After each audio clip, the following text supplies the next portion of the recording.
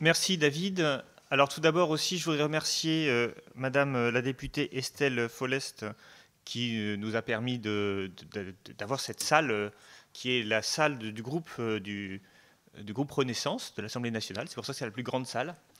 Et je voudrais remercier aussi Baptiste Balonzo qui est son assistant parlementaire qui est ici et qui a tout organisé avec nous pour vous accueillir.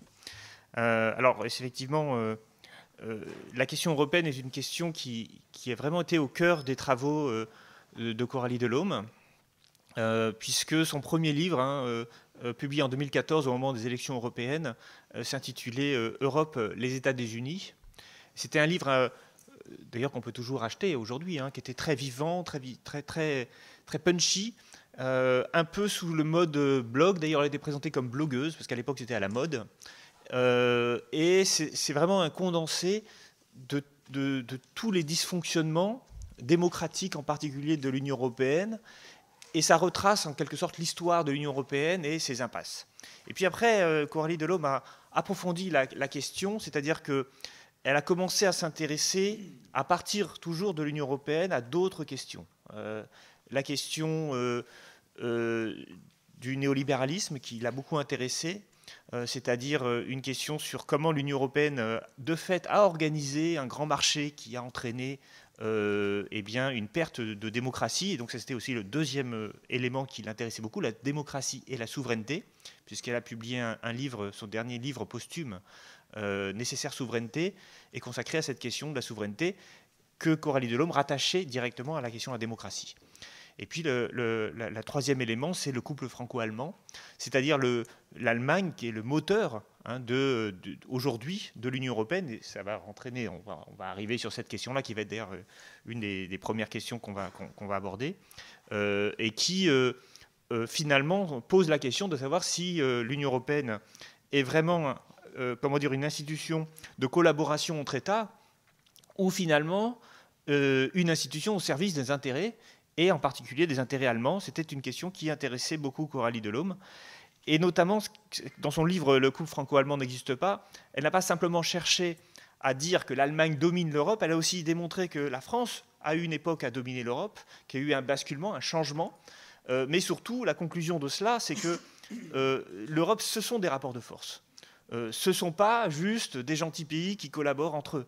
Parce que la structure même de l'Union européenne, telle qu'elle fonctionne, implique nécessairement des rapports de domination et pas nécessairement des rapports de collaboration, puisque l'Union européenne est construite sur un système concurrentiel où finalement chacun, pour exister, a besoin de faire valoir ses intérêts et pas forcément de faire valoir un hypothétique intérêt commun européen.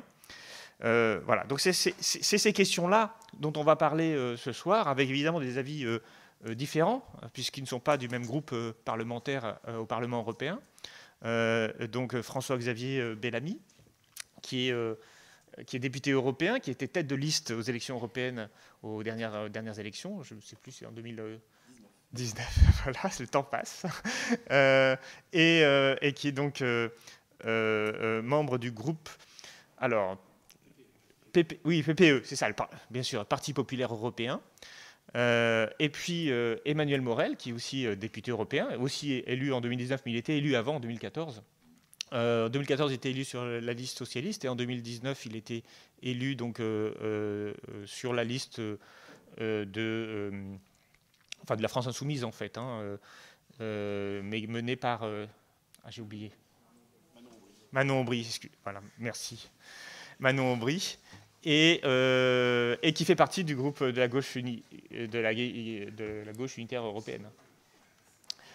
Et donc ma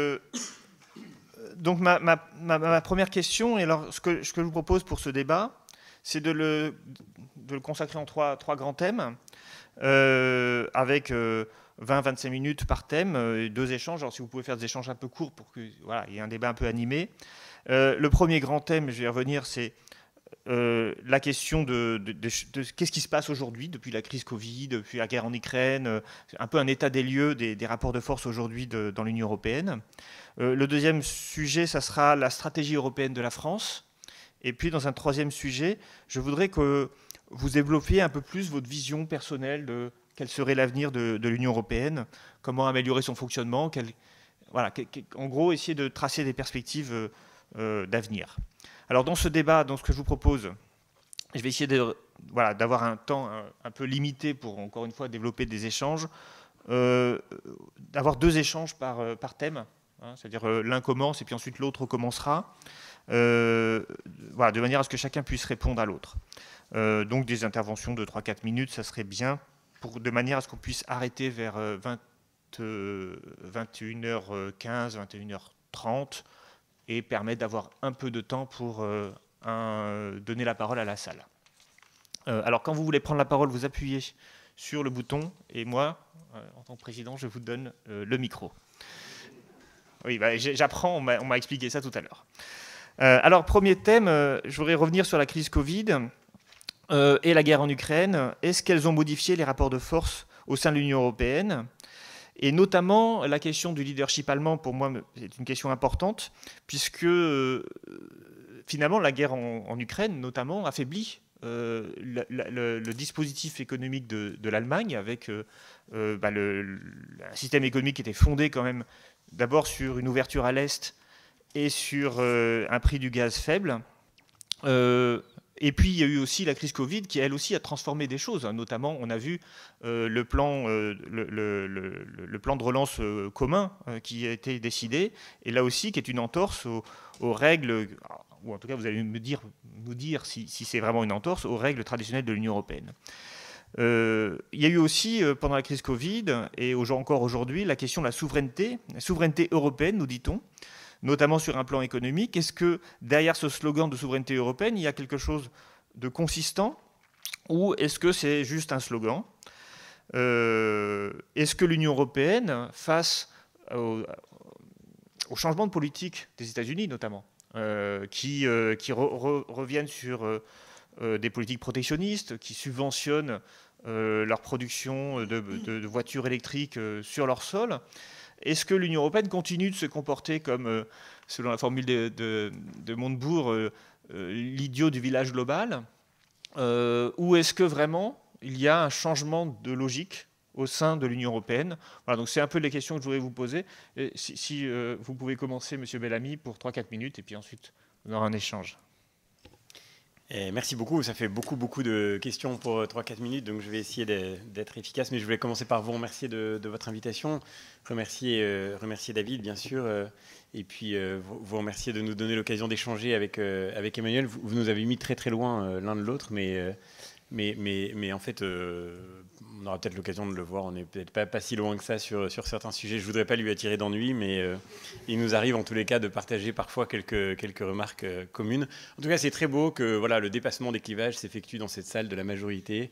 Et pour Emmanuel comme pour moi, c'est une drôle d'expérience d'être dans une salle de la majorité, parce que là on se dit qu'on est assis à la place de gens importants qui prennent des décisions. On a plutôt l'habitude de critiquer les gens qui prennent des décisions. Voilà, du coup mon micro est coupé, c'est peut-être un signe que... C'est peut-être un signe de notre illégitimité ontologique dans une salle dite de la majorité. Bref. Et puis j'ai accepté aussi avec joie pour Coralie Delhomme, bien sûr, parce que vous l'avez rappelé, elle a mené un travail absolument fondamental sur la question européenne, et sans avoir été absolument sur tout d'accord avec elle. Malgré tout, c'est une lecture qui m'a marqué. Je ne l'ai pas connue, mais j'ai lu Les États des Unis, j'ai lu La Reine Nue à l'époque où elle était blogueuse, en effet.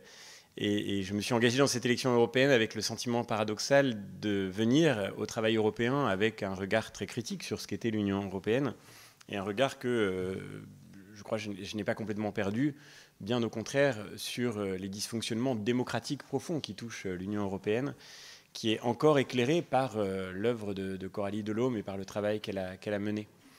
Vous avez parlé de la situation actuelle et de la situation créée par la crise du Covid et la guerre en Ukraine. Je crois qu'on est devant finalement une occurrence supplémentaire de ce que Raymond Aron appelait le fédéralisme clandestin. Cette idée que finalement l'Europe grandit à travers les crises et que si les peuples européens ne lui donnent pas statutairement les moyens d'étendre ses compétences, elle les trouvera dans la réponse à des accidents de l'histoire. Et on l'a vécu bien sûr directement avec le Covid, puisque l'Union européenne, qui a priori n'a pas de compétences les questions qui touchaient cette crise, c'est donner le droit, et la Commission en particulier, je crois que c'est un des grands sujets institutionnels qui nous attend, c'est la manière dont se comporte la Commission européenne. La Commission s'est lancée dans des initiatives à la demande des États membres, qui ne sont pas hors de toute responsabilité sur ce sujet, s'est lancée dans des initiatives qui excédaient de très loin ses compétences prévues au titre des traités. C'est le cas aussi du Parlement, mais toutes les institutions européennes sont fautives. D'une certaine manière, le Conseil appelle la Commission à faire des choses qu'elle n'a pas théoriquement le droit de faire.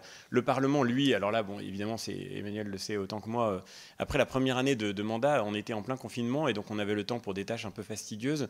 Je me suis engagé avec mon équipe dans une statistique assez déprimante sur l'inventaire de tous les votes de la première année du mandat. On avait fait des milliers de votes au Parlement européen, en classant ces votes par leur degré de connexion à des compétences européennes telles que prévues par les traités. Le résultat, c'est que seuls 48% des votes sont rattachés directement à une compétence exclusive ou à une compétence d'appui de l'Union européenne. Ce qui fait qu'un tout petit peu plus de la moitié des votes que nous faisions n'avaient aucun rapport avec des compétences européennes. On vote sur des actualités qui se passent dans le monde entier, on se prononce avec beaucoup de détermination sur des sujets auxquels on ne connaît pas grand-chose et surtout sur lesquels on n'a absolument aucune espèce de légitimité juridique dont on n'a pas de légitimité pour se saisir. Et c'est le cas en particulier de la Commission, et c'est peut-être plus problématique encore, parce que la Commission, pour le coup, avec le pouvoir d'initiative dont elle dispose, a la possibilité de mettre en œuvre des politiques qui deviennent réellement concrètes, alors que, tout en disant tout le temps se préoccuper de l'état de droit, elle mène ses politiques hors de toute espèce de cadre légal, ou en tous les cas en tordant le cadre de la légalité jusqu'à l'excès. C'est pour moi le cas emblématique de ce plan de relance européen que vous avez mentionné, qui n'est en aucun cas prévu par les traités existants. Jamais il n'est écrit que la Commission européenne a le pouvoir d'aller s'endetter sur les marchés au titre de l'Union tout entière. Et en fait, derrière cet endettement, il y avait évidemment des contreparties budgétaires de la part des États membres qui seraient les bénéficiaires de ce plan. Le chaos qui se déroule à quelques mètres d'ici dans l'hémicycle de l'Assemblée nationale est une conséquence directe du plan de relance européen. Pendant 5 ans, le président de la République a dit qu'il ne voulait pas faire une réforme des retraites qui allongerait l'âge de départ. Et s'il fait cette réforme aujourd'hui, c'est pour une seule et unique raison, c'est que c'est l'engagement auquel il a dû souscrire pour bénéficier des fonds du plan de relance européen. Or moi, à titre personnel et à titre politique, c'est peut-être une idée qui ne nous réunit pas tous ici. Je crois qu'il faut que la France fasse une réforme des retraites, mais je ne crois pas une seule seconde qu'il faille que la France fasse une réforme des retraites parce qu'elle lui est imposée par l'Union européenne. Et donc, on voit bien que dans ce contexte-là, et on pourrait décliner la même chose avec la guerre en Ukraine, où la Commission européenne s'est mise à acheter des armes. Je ne nie pas que la cause soit noble, mais ça ne fait pas partie théoriquement de ce qui lui est assigné comme mission. Et donc, on voit bien que sans avoir consulté les peuples européens, sans avoir modifié ni la lettre ni l'esprit des traités, eh bien, on en vient à fouler aux pieds la réalité juridique existante qui pourrait déjà paraître insatisfaisante et qui appellerait certainement des corrections, mais en tous les cas, on l'ignore et on la méprise pour pouvoir faire en sorte que le périmètre, le champ d'action de la Commission européenne ne cesse de s'étendre. Et ça, je crois que l'État, on pourra reparler ensuite, je vais m'arrêter là parce que je suis déjà beaucoup trop long, on pourra reparler de la question du dialogue entre les pays européens et de la place de l'Allemagne. Je crois que c'est une question très importante que vous avez posée, mais sur ce sujet que vous introduisiez, il me semble que là, on a effectivement une nouvelle occurrence, encore une fois, de ce fédéralisme clandestin qui ne peut, à moyen terme, que constituer le lit d'une crise démocratique majeure, parce que, et on le voit aussi dans le débat sur la réforme des retraites, lorsque les peuples européens se voient retirer des éléments de souveraineté qu'ils n'ont pas choisis eux-mêmes et dont ils n'ont pas validé le transfert à l'Union européenne, il n'est pas possible qu'ils n'éprouvent pas le sentiment d'avoir été dupés au moment où ils réaliseront ce qui est en train de se jouer en ce moment au sein de nos institutions. Merci, merci. Alors, Coralie Delhomme parlait de fédéralisme furtif, elle, mais c'est un peu la même idée. Emmanuel Morel. Merci, merci David, merci pour votre invitation. Moi, je me rends toujours autant que faire se peut aux réunions des amis de Coralie, parce que d'abord, c'est l'opportunité de relire ses écrits, qui restent, et je crois qu'elle y était très sensible, et c'était un peu son obsession. Eh ben, il faut la rassurer, ses écrits restent. Mais c'est aussi l'occasion, pour ceux qui l'ont connue, évidemment, de se remémorer de sympathiques moments de controverse. En arrivant ici, je pensais à un moment en particulier, je venais d'être élu député européen, on se rencontrait avec Coralie, c'était au printemps, enfin ou à l'été, au jardin du Luxembourg. J'avais vraiment pas du tout l'esprit à discuter des questions européennes. On marchait, on vagabondait, on déambulait, et à chaque fois elle me ramenait en disant « Oui, non mais tu penses quoi de la jurisprudence de la CJUE ? Tu penses quoi du poids de la technostructure des Allemands dans l'administration ?» Je disais « Mais c'est pas possible, la profite. Non, non, non, non. J'ai mon truc pour l'arène nue. » Vous savez comment elle était obsessionnelle. Hein. J'ai compulsé je ne sais pas combien de documents et de livres, et là j'ai besoin d'une réponse, donc tu arrêtes de m'emmerder avec tes petits oiseaux, les livres et tes envies de liberté. Bon voilà, donc c'est quand même à chaque fois l'occasion de penser à Coralie. Enfin on y pense tout le temps. Hein. Et en effet, elle aurait été très intéressée de ce qui se passe aujourd'hui, parce que malgré tout, quand même, comme tu l'as dit, David, l'Union européenne a été impactée par des événements inattendus qui remettent en cause un certain nombre de nos certitudes ou de nos analyses. Ça, faut être honnête, j'y reviendrai peut-être dans une deuxième partie, mais puisque tu nous interroges sur le Covid et sur l'Ukraine, le Covid a joué le rôle à la fois de révélateur et d'accélérateur. Révélateur de nos dépendances, de nos vulnérabilités, alors de la France mais aussi de l'Europe, accélérateur de nos contradictions, des contradictions de l'Union européenne, et surtout, alors sur les sujets qui m'intéressent, hein, par exemple, l'Union européenne, et c'était une sorte de championne mondiale du libre-échange, c'est-à-dire qu'elle s'est construite sur l'idée, et ça, Coralie l'avait beaucoup dénoncé, d'une sorte de mondialisation heureuse qui bénéficierait nécessairement à tous les peuples, à commencer par l'Union européenne, dont la fonction première, c'était le déploiement sans fin du doux commerce. Arrive le Covid, et là, on se rend compte qu'on est dans un continent qui est censé être le plus riche du monde, mais qui ne sait plus fabriquer de Doliprane. Parce qu'il a délocalisé un certain nombre de productions. Il n'y a pas que le Doliprane, il y avait les masques, le matériel médical. Et là, on se rend compte de cette dépendance extrême au sud-est asiatique et puis à d'autres pays tiers, parce que l'Europe avait une foi totalement aveugle, vous savez, dans ces chaînes de valeurs complexes, et l'idée qui était l'idée de la Commission, hein, qui nous disait, mais vous comprenez, nous les Européens, on va faire tout ce qui est à haute valeur ajoutée, puis les autres, ça sera l'atelier du monde. Les Chinois, les Indiens, ils fabriqueront tout le reste, quoi. Sauf qu'ils ne s'étaient pas rendu compte que les Chinois et les Indiens, ils savaient aussi fabriquer de la haute valeur ajoutée, mais nous, on ne savait plus fabriquer des produits de base. Donc il y a eu quand même cette... je dis bien cette révélation, parce que moi, je me souviens quand je suis arrivé au Parlement européen en 2014, j'avais posé une question à la commissaire de l'époque, qui était une libérale suédoise, donc une libérale plus suédoise, vous imaginez un petit peu, et qui m'avait dit que j'étais un nostalgique de l'économie albanaise, parce que je préconisais qu'on prenne parfois des mesures de défense commerciale. Vous savez, c'était quand même pas... Et elle avait dit nostalgique de l'économie albanaise, je me souviens très bien, parce que c'était notre premier combat, et d'ailleurs Coralie était très sensible, vous vous en souvenez peut-être, la Commission avait eu la bonne idée de vouloir faire un traité de libre-échange avec les États-Unis, ça s'appelait le TAFTA ou le TTIP. Au même moment, elle négociait un accord général sur les services qui s'appelait le TISA, et on était une poignée, je dis bien une poignée, de droite comme de gauche, hein. Il y avait aussi des gens de droite, je pense à Franck Proust, je ne sais pas si tu vois qui c'est, avec qui on avait fait un rapport tous les deux on avait fait un rapport pour demander à ce que dans les textes de la Commission, il y ait le mot réciprocité. C'est-à-dire, si les autres nous font un mauvais coup, il faut que ça soit réciproque. Évidemment, on avait été complètement bananés. On était deux en commission, il y avait deux votes, Franck Proust et moi. Il disait, ça c'est encore un truc de français, quoi. Le Covid a au moins servi à ça. C'est tout d'un coup, ils se sont rendus compte. Pour ça, idiot du village planétaire, oui, c'est vrai. On s'est rendu compte aussi de l'inanité des règles budgétaires des traités, mais ça, j'y reviens pas. François-Xavier a fait allusion, même si je ne porte pas exactement le même jugement que lui sur le plan de relance. Mais ce qui est vrai, c'est qu'on était persuadé qu'il fallait une austérité budgétaire, une politique monétaire restrictive, ou en tout cas accommodante, mais souvent restrictive, et que tout d'un coup, on s'est retrouvé face à un besoin de financement énorme, au point qu'en quelques semaines, et là c'est vrai, que la question démocratique se pose, il a fallu décaisser je ne sais pas combien de centaines de milliards, David le sait mieux que moi, parce qu'on se retrouvait face à une crise systémique.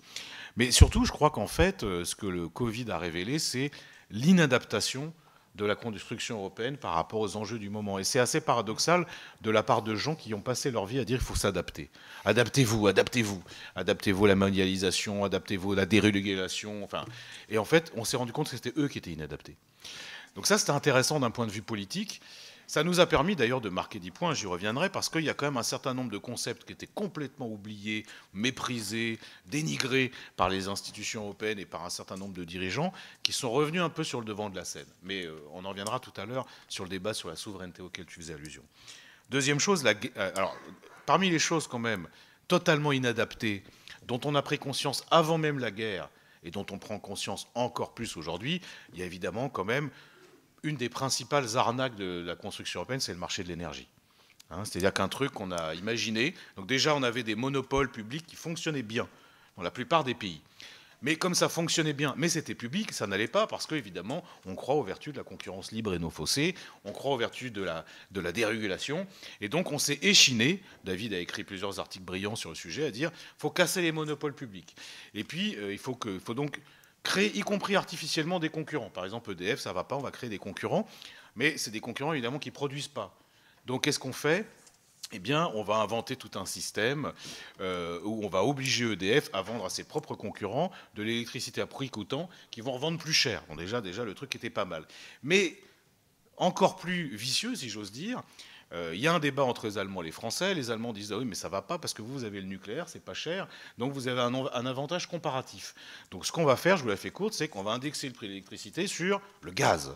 Super idée, sauf que, évidemment, le gaz, avant même la guerre, commençait à monter, parce que comme il y avait une reprise économique post-Covid, il y avait un besoin d'énergie, et puis avec la guerre, ça explose. Et là, on se rend compte qu'on a un marché de l'électricité où tout le monde est dupé, à commencer par les consommateurs. Voilà.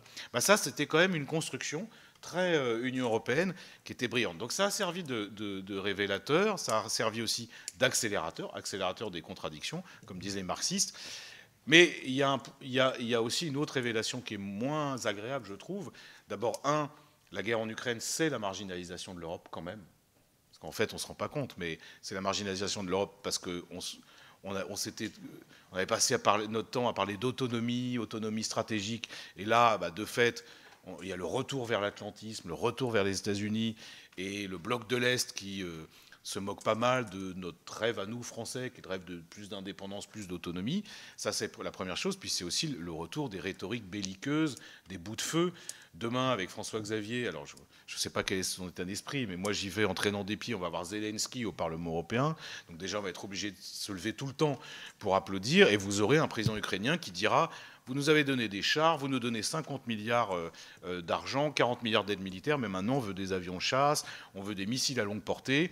Et puis il y aura une telle pression que la plupart des députés diront oui, c'est une bonne idée. D'ailleurs, le dernier vote qu'on a fait, je crois qu'on était 40 à s'abstenir, 40 à voter contre, les 600 à voter pour. Donc ça, c'est pas franchement le point très positif de la guerre en Ukraine, et il y en a beaucoup d'autres, hélas. Je finis quand même sur un point, David, parce que ta question était tellement large que ça aurait mérité 1 heure de réponse, sur la souveraineté. On va revenir. On va revenir. Mais je vais faire une réponse quand même en 1 seconde en disant: on a pu quand même marquer des points sur un certain nombre de choses. Par exemple, moi, quand je suis arrivé en 2014, il était inimaginable que l'Europe, elle mette en place des instruments de défense commerciale. Il était inimaginable qu'elle fasse presque l'équivalent du décret Montebourg au niveau français, c'est-à-dire le filtrage des investissements étrangers dans les secteurs stratégiques. Il était inimaginable qu'on mette en place une taxe carbone, aussi imparfaite soit-elle. Bon, on a quand même marqué des points là-dessus.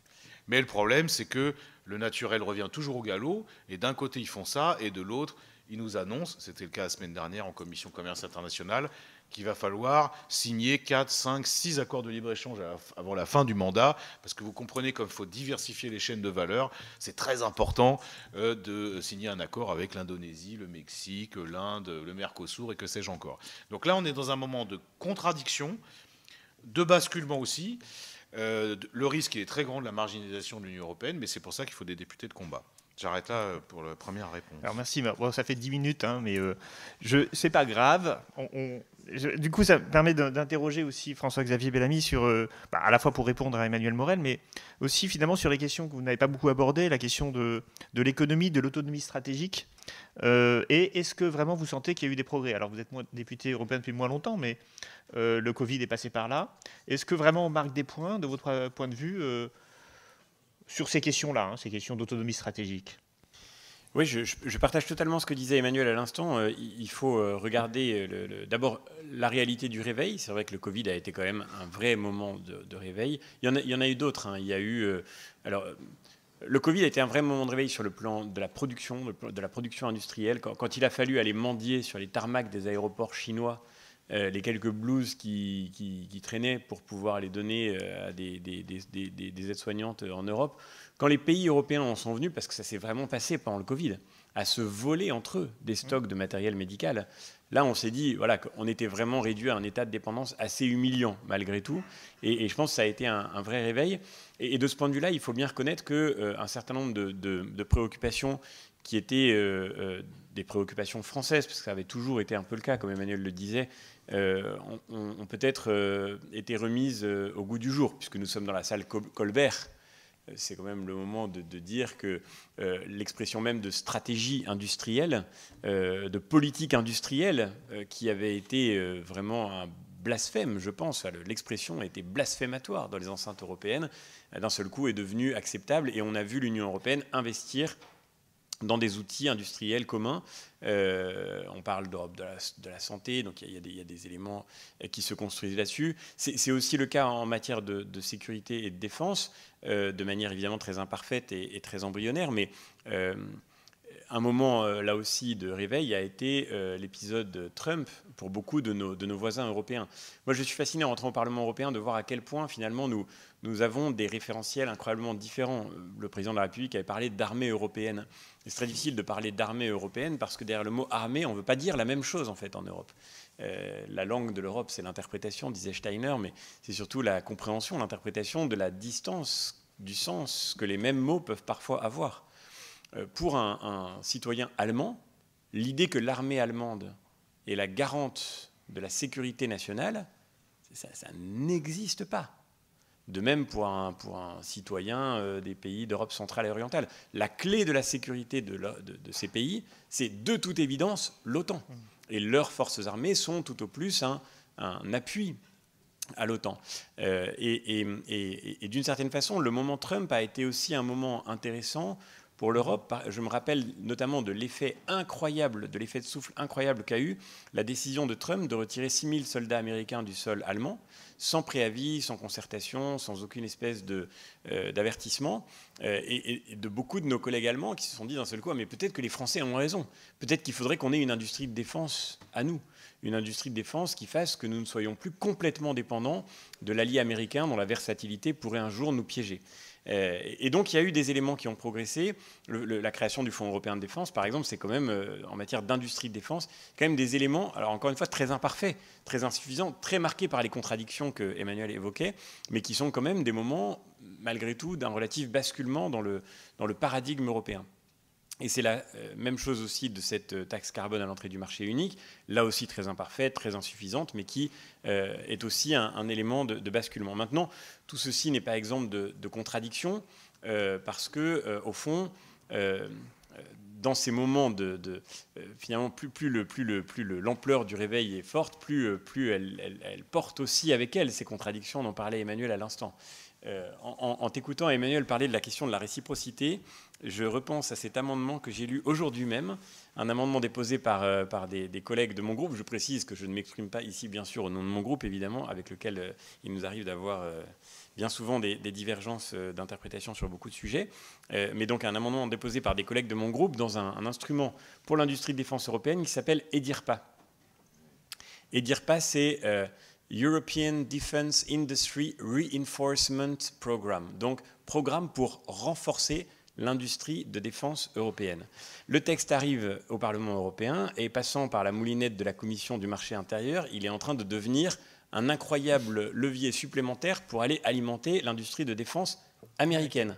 Parce qu'en réalité, les États-Unis d'Amérique sont venus expliquer aux parlementaires européens que si on voulait pouvoir compter sur leur appui dans les menaces futures qui ne manqueront pas d'arriver, quand Vladimir Poutine viendra envahir la Pologne, eh bien, il était évidemment indispensable de ne pas montrer de signes inamicaux à leur endroit.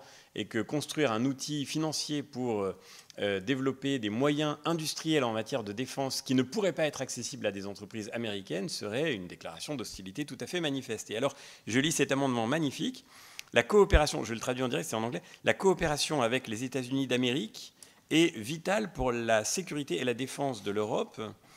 À la lumière des tendances protectionnistes qui émergent aux États-Unis, symbolisées par l'Inflation Reduction Act, il est important de poursuivre une relation transatlantique amicale et de renforcer les liens tout en s'efforçant d'atteindre une équité compétitive. C'est quand même magnifique, c'est-à-dire à la lumière des tendances protectionnistes américaines, il est nécessaire de renforcer une relation amicale. Oui. Là, on revient exactement à ce que tu décrivais sur le fait que, au fond, l'Europe n'est pas encore équipée pour pouvoir se renforcer lorsqu'elle subit justement des gestes inamicaux. Et j'ajoute que la manière dont la France, avec, je crois, beaucoup de naïveté, est en train de signer le plan proposé par l'Allemagne contre les pays nordiques plus libéraux et les pays du Sud plus endettés qui s'inquiètent de cette libéralisation des aides d'État qui va encore évidemment déstabiliser l'équilibre entre les pays européens, la naïveté de la France sur ce sujet et le fait qu'elle ne soit pas capable de comprendre les inquiétudes qui s'expriment de la part de ses voisins me paraît, à mon avis, inquiétante pour l'avenir et notamment pour l'avenir de ce qu'il nous reste de tissu industriel. Merci. Alors, du coup, c'est très bien parce que ça fait une transition avec le deuxième thème, mais du coup, je te laisserai répondre aussi sur ce thème-là, comme ça on fait une transition sur les deux, parce que la question, là, le texte que tu nous as lu, alors maintenant je ne sais plus si je vous vois, je tutoie. Bon. On ne se connaît pas très bien, on se connaît mieux, et voilà, mais je suis censé être impartial. Alors si vous permettez, je vais tutoyer tout le monde, comme ça donnera l'impression que je suis vraiment impartial. Un peu trop de gauche. Donc fais gaffe quand même. Hein. Bon, écoute, je vais essayer, parce que... mon côté de gauche aussi. Parce que tout le monde ne l'avait pas vu spontanément. Mais vous vous tutoyez aussi entre vous. Je vous signale, vous tutoyez aussi entre vous. Bon, ben voilà, ça c'est, on reconnaît bien à gauche et à droite au moins comme ça. Alors, non, mais ce que je trouve intéressant dans l'amendement que tu nous as cité, c'est typiquement le raisonnement du vassal face à son suzerain, en fait. Il faut qu'on continue de dire qu'on est bons amis, y compris lorsqu'on nous fait des crasses dans le dos, parce que finalement, en fait, c'est un peu ça. Au niveau de la défense, en tout cas, manifestement, l'Europe est complètement vassalisée. Et je pense que c'est effectivement typiquement un raisonnement un peu à la Shadok. Plus on perd, plus il faut qu'on continue, parce que sinon, ça pourrait bien réussir à gagner un jour. Et donc une réponse sur la dernière intervention de François-Xavier, Emmanuel, s'il te plaît, mais aussi, du coup, je voudrais élargir, parce qu'il a terminé sur la question de la stratégie de la France, et c'est tombe bien, c'est mon deuxième point. Puisque finalement, avec Emmanuel Macron, on a eu un discours à la Sorbonne dont tout le monde se souvient, même si les résultats de ce discours sont en fait très faibles. Je vous invite à relire ce discours. Donc, il a été prononcé, il me semble, en septembre 2017, juste après son élection. Et il promettait vraiment une nouvelle Europe. Et il comptait d'ailleurs à l'époque sur l'affaiblissement du Royaume-Uni, qui avait voté le Brexit, sur l'affaiblissement de l'Allemagne avec Angela Merkel qui était en fin de règne, pour prendre un leadership européen. Mais est-ce que vraiment ce leadership européen de la France et d'Emmanuel Macron en particulier, il a une existence? Et puis, finalement, quelle est la réalité de la diplomatie européenne française? Par exemple, il y a beaucoup de choses, tu l'as dit, Emmanuel, tout à l'heure, l'idée de l'autonomie européenne est une grande idée de la France. Est-ce que vraiment on peut dire qu'il y a un projet français de mise en avant de l'autonomie? Je ne parle pas au niveau des députés français, mais au niveau du gouvernement français. Est-ce que vraiment il y a un projet déjà? Est-ce que ce projet il est compris par les partenaires européens? Et puis, derrière la question de la stratégie française, il y a aussi bien sûr la question de l'Allemagne, puisque là aussi, on sent qu'il y a des tensions aujourd'hui entre la France et l'Allemagne, en particulier sur la question du marché d'électricité dont tu as parlé, et aussi la question industrielle, et aussi la question du libre-échange. Et donc, est-ce que la France, elle mène une stratégie, pour résumer, claire? Est-ce que cette stratégie est comprise de la part de ses partenaires? Est-ce qu'elle a une influence aujourd'hui sur le cours que prend l'Union européenne? Là, il y a vraiment trop de questions. Alors, non. Je reprends, quand même, je vais faire dans l'ordre. D'abord, je reprends en donnant un autre exemple pour illustrer ce dont parlait François-Xavier à l'instant, suite à l'Inflation Reduction Act pris par Biden.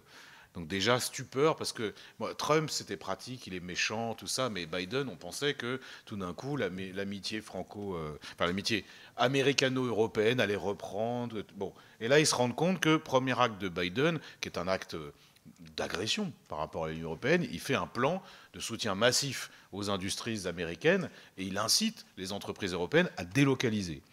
Et on a, en commission commerce international, donc là je ne parle pas de la défense, je parle du commerce, on a une réunion assez lunaire où il y a Madame Vestager, vous savez, Madame Vestager, c'est la Danoise qui a inspiré Borgen, là, et qui, elle, c'est au-delà du libéralisme, je ne sais pas comment décrire, et qui vient avec son collègue. Alors son collègue, c'est un laiton un peu plus, voilà, il ressemble un peu à un fonctionnaire soviétique, mais il est libéral aussi, qui s'appelle Dombrovskis. Les deux sont vice-présidents quand même de la commission.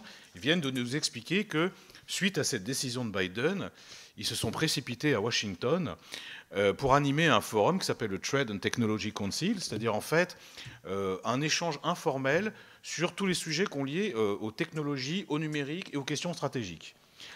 Et donc, ils vont parler quand même de partage des données, de comment on fait avec les GAFAM. Donc, la réponse d'une partie de la commission à l'acte d'agression, d'une certaine façon, de Biden, c'est de se précipiter à Washington pour voir comment on peut améliorer nos relations. Thierry Breton, lui, il faut quand même être honnête, a dit, moi dans ces conditions je ne vais pas à Washington. Alors on l'a dit, c'est un Français, mais n'empêche que ça vous donne bien, ça donne quand même un peu l'idée de où on en est.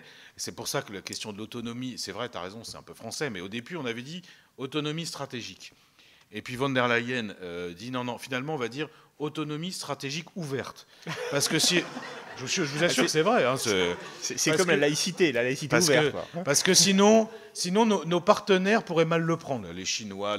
Donc maintenant, c'est autonomie stratégique ouverte. Puis de moins en moins, il y a autonomie, de plus en plus, il y a ouverte. Quoi. Et c'est pour ça qu'il faut être très vigilant. Ça, c'est la première question. Deuxième question sur les Allemands. Alors là, pour le coup, ce qui est très surprenant, ça aurait fait beaucoup plaisir à Coralie. On a une confusion totale chez les Allemands qui quand même dirigeait les institutions européennes depuis plusieurs décennies. Alors ça coïncide sûrement à la fin de l'ère Merkel, et il y a une phase de transition politique avec un chancelier qui est, on va dire, un peu plus terne, une majorité qui est un peu plus compliquée, des Verts qui sont parfois difficiles à suivre. Hein. Je dis quand même que les plus belliqueux sur la question ukrainienne, c'est les écolos allemands. Hein, vous avez quand même la ministre des Affaires étrangères, je ne sais pas si vous avez vu, qui a dit il y a 2 semaines « We are fighting a war against Russia ». C'est-à-dire qu'elle parlait de l'Europe. Donc là, c'est quand même... voilà, donc les repères sont un peu bouleversés. Mais surtout, ce qui affaiblit considérablement le leadership allemand dont parlait David, c'est que leur modèle qui était fondé sur le gaz pas cher qui vient de Russie, le commerce extérieur, on exporte à fond la caisse envers la Chine, bah, les deux se cassent la gueule. Et donc là, bah, il y a... Et dernière chose, j'oublie, ils avaient préconisé une super transition écologique en disant on ferme toutes les centrales nucléaires et on va faire tout sur le renouvelable. Manque de bol, ils ont fermé les centrales nucléaires, mais là ils rouvrent que des centrales à charbon. Et donc bah, évidemment il y a une crise politique, crise énergétique, crise économique, avec en plus le contre-coup de toutes les lois antisociales des chanceliers qui se sont succédés, à commencer par Schröder, avec les lois Arts-4 et tout ça, qui fait qu'il y a une explosion du nombre de pauvres en Allemagne. Donc là, ils sont confrontés en effet à des problèmes structurels, systémiques très importants, et le leadership allemand est moins visible, on va dire. Il est moins visible. Ça ne veut pas dire qu'il est totalement dissipé, parce que quand même, la vérité, c'est que et c'est le cas, par exemple, sur le commerce international. Je peux en témoigner. Les Français ont mené la bataille pendant des années, mais c'est parce que les Allemands ont bougé à un moment par exemple, on a fait les instruments de défense commerciale. C'est parce que les Allemands ont bougé à un moment qu'on va faire la taxe carbone. Donc cette réalité-là, que Coralie dénonçait à juste titre, hein, au point d'avoir fait un article, je ne sais pas si tu te souviens, très méticuleux, où elle prenait direction d'administration par rapport à direction d'administration, combien il y avait d'Allemands qui dirigeaient. Évidemment, c'était spectaculaire, parce qu'ils avaient investi profondément les institutions européennes. Mais pourquoi ils ont fait ça? Et j'en viens à la France. Oui. C'est parce que pendant des décennies, les Français n'ont pas investi les sphères européennes. D'abord parce qu'ils s'en foutent. Hein, je veux dire qu'il suffit... nous, déjà, on change de ministre des Affaires européennes tous les 6 mois. Donc c'est difficile de se repérer. Vous faites un déjeuner à Paris avec les journalistes, François-Xavier connaît ça mieux que moi, quand vous dites, bon, après avoir dit plein de trucs sur la politique intérieure et plein de trucs sur vos collègues, de préférence des méchancetés, vous dites, maintenant je vais vous parler de mon actualité européenne, et ils se barrent tous. Non, j'ai un déjeuner, non, j'ai autre chose, quoi. Donc il y a un désintérêt, des dirigeants politiques et des médias pour les questions européennes. Et puis surtout, il y a quand même une tradition française dans l'administration qui consiste parfois, en effet, sur les questions européennes, à bomber le torse et puis à la fin à tout lâcher, quoi. Et c'est ça qu'est Macron, alors justement, c'était la transition. Oui, un peu. Un peu. Macron, souvenez-vous, le discours de la Sorbonne, tu n'as pas retracé les grandes lignes, mais c'était à la fois les États-Unis d'Europe et la souveraineté européenne. La souveraineté européenne. Alors, il proposait déjà une union de transfert.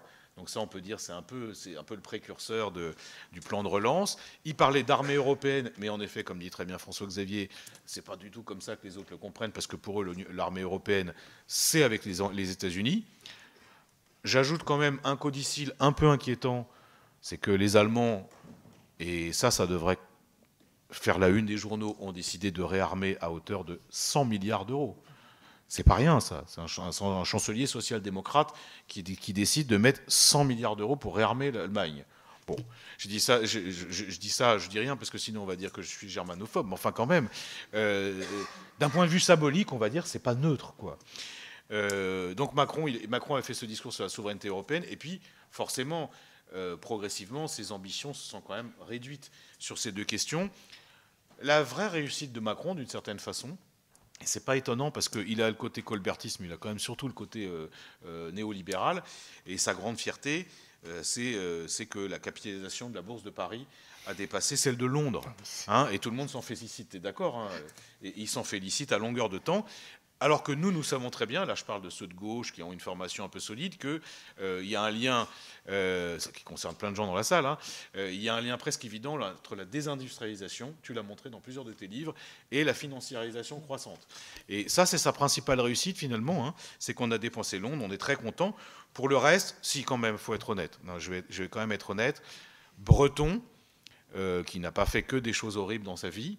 Breton nous a aidés, nous les parlementaires, quand il s'est agi de réguler le numérique, notamment les GAFAM, avec deux textes qui sont plutôt importants, Digital Service Act, Digital Market Act, où là on commence à mettre un peu des règles face à Google, Amazon, Co. Ça, il faut le dire aussi, il faut être juste. Donc, et puis là, il a poussé une idée, je ne sais pas si on ira au bout, c'est l'idée d'un fonds souverain. L'idée d'un fonds souverain européen, un peu à l'instar du fonds souverain norvégien. Alors celui de la Norvège, il est à 1200 milliards d'euros. Pour l'instant, la proposition de Breton est un petit peu en deçà, qui serait pour faire des investissements un peu utiles dans les secteurs stratégiques, dans la transition écologique. Si ça voit le jour, je ne suis pas sûr, mais si ça voit le jour, ça sera quand même plutôt une bonne nouvelle. Enfin, grosso modo, sur le rôle de Macron, il y a beaucoup de paroles, beaucoup de paroles, et pas beaucoup de résultats. Grandiseux. Enfin, c'est une différence avec certains de ses prédécesseurs qui disaient ni parole ni résultat. Donc, Grandiseux, petit faiseux, quoi, un peu. Du coup, je vais me tourner vers toi par rapport à deux éléments. Donc, ta vision de la manière, on va dire, dont la France s'empare de la question européenne, et plutôt au niveau du gouvernement, parce que je comprends que les commissaires français, ils font leur rôle, ou les députés français au Parlement européen, ils font leur rôle, mais le gouvernement, est-ce qu'il y a une impulsion de la France? Et puis aussi ce qu'a dit Emmanuel tout à l'heure sur la décrépitude du pouvoir allemand. Est-ce que toi aussi tu ressens ça? Ah ben oui, non, alors vas-y, je approuve, ça doit marcher. Je ne sais pas pourquoi parfois. Je suis approuvé, merveilleux. Parfois, j'ai voulu éteindre mon micro tout à l'heure, et en fait, j'ai éteint le tien sans faire exprès. Ah oui, il n'y a aucun problème. Donc, il ne faut plus que je touche à mon micro. Si je dis trop de bêtises, il faut couper mon micro, ça c'est sûr. Non, mais là, je vais avoir du mal, parce qu'en fait, il y a une grande catastrophe, c'est que Emmanuel a tout dit de ce que je voulais dire, donc du coup, ça prouve qu'effectivement, on a quand même quelques constats communs, notamment sur le fait que la France...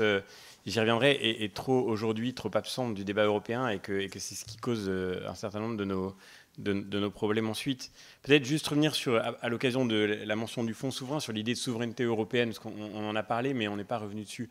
cette idée de souveraineté européenne me paraît être typique justement de cette escroquerie juridique, intellectuelle, politique qui se joue dans le débat aujourd'hui, ou dans l'absence de débat sur les questions européennes. Quand Emmanuel Macron a parlé de souveraineté européenne, la souveraineté, c'est, disait déjà Baudin, la souveraineté ne se partage pas. Il faut savoir qui est souverain. Pour moi, aujourd'hui, comme citoyen français, quand je lis ne serait-ce que les traités européens, c'est la grande question de la supériorité des constitutions sur les traités européens qui se pose aujourd'hui de manière très concrète, par exemple en Allemagne, avec la décision de la Cour de Karlsruhe.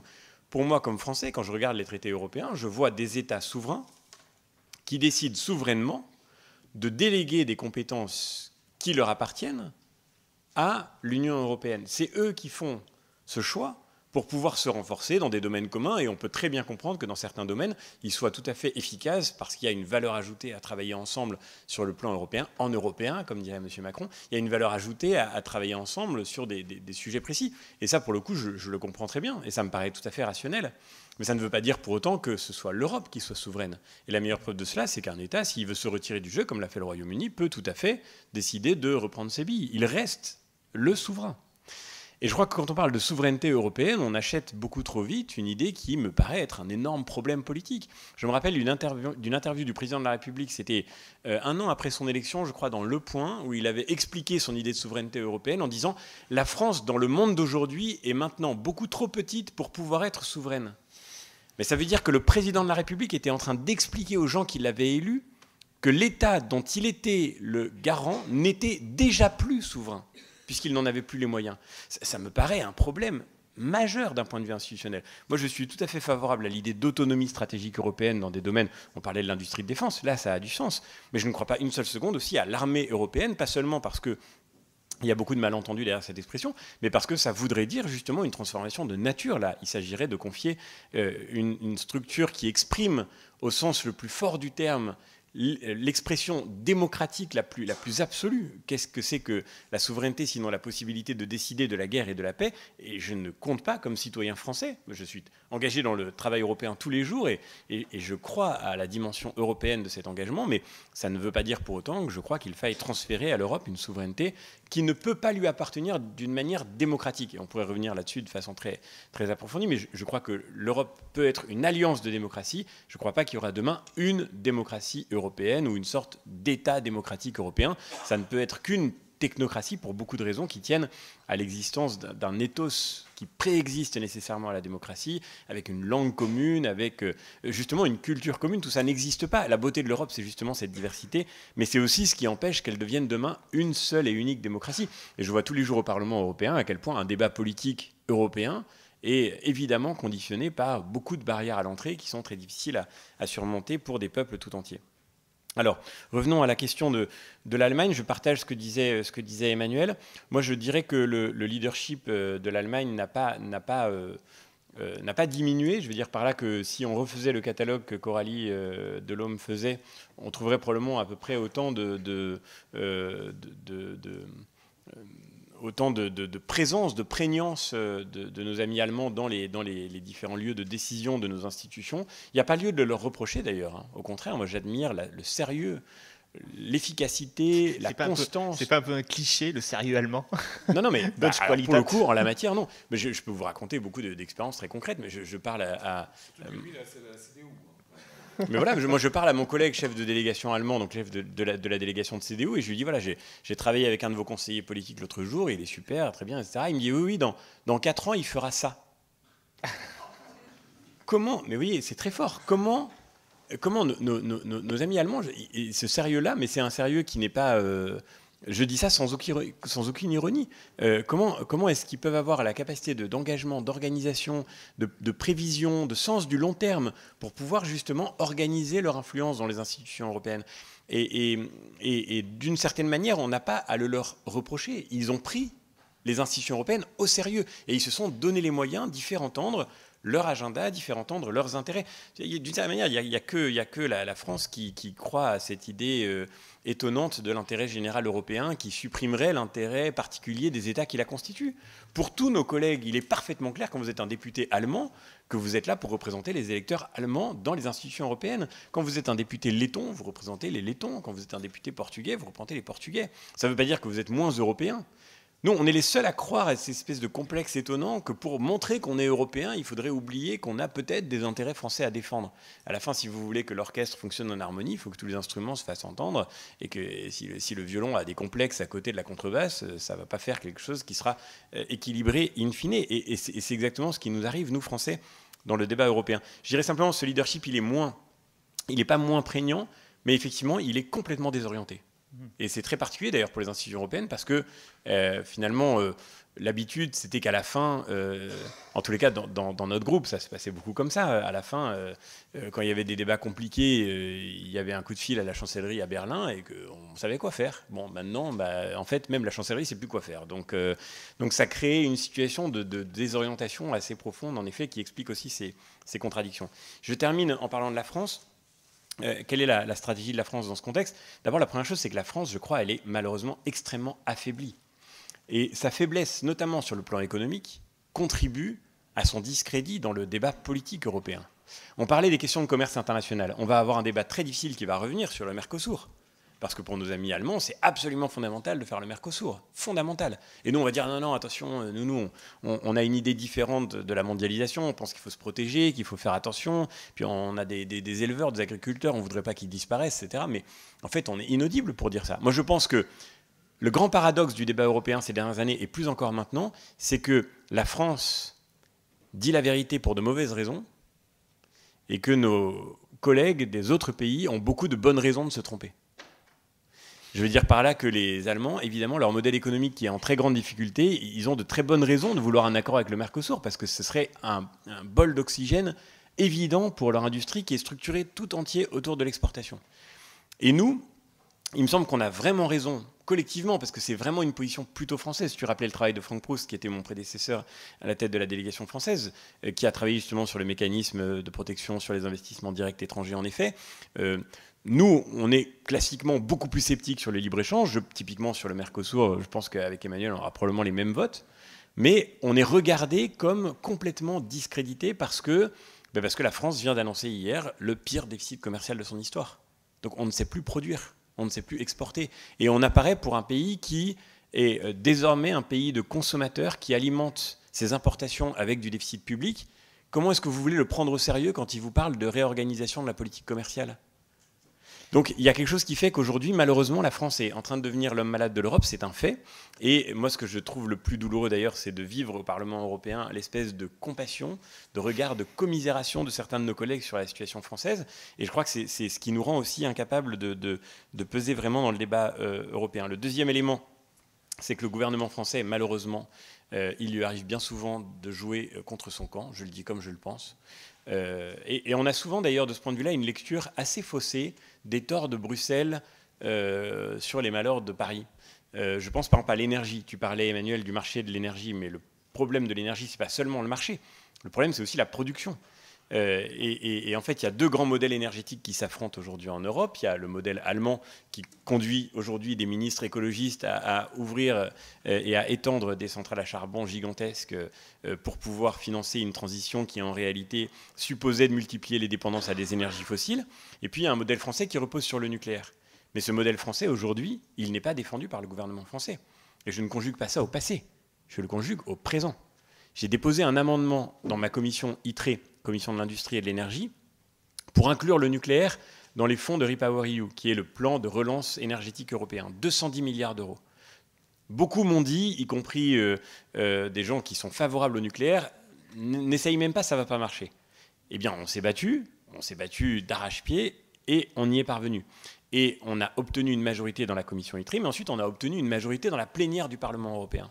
On l'a fait avec des socialistes d'Europe de l'Est, on l'a fait même avec quelques écologistes. Mais cette majorité, malheureusement, on l'a construite malgré le fait que tous nos collègues de la majorité macroniste ont voté contre le nucléaire. C'était il y a quelques semaines. Ah bon ? Et ensuite, oui, contre l'inclusion du nucléaire dans le plan REPowerEU. Et pourtant, l'amendement est passé.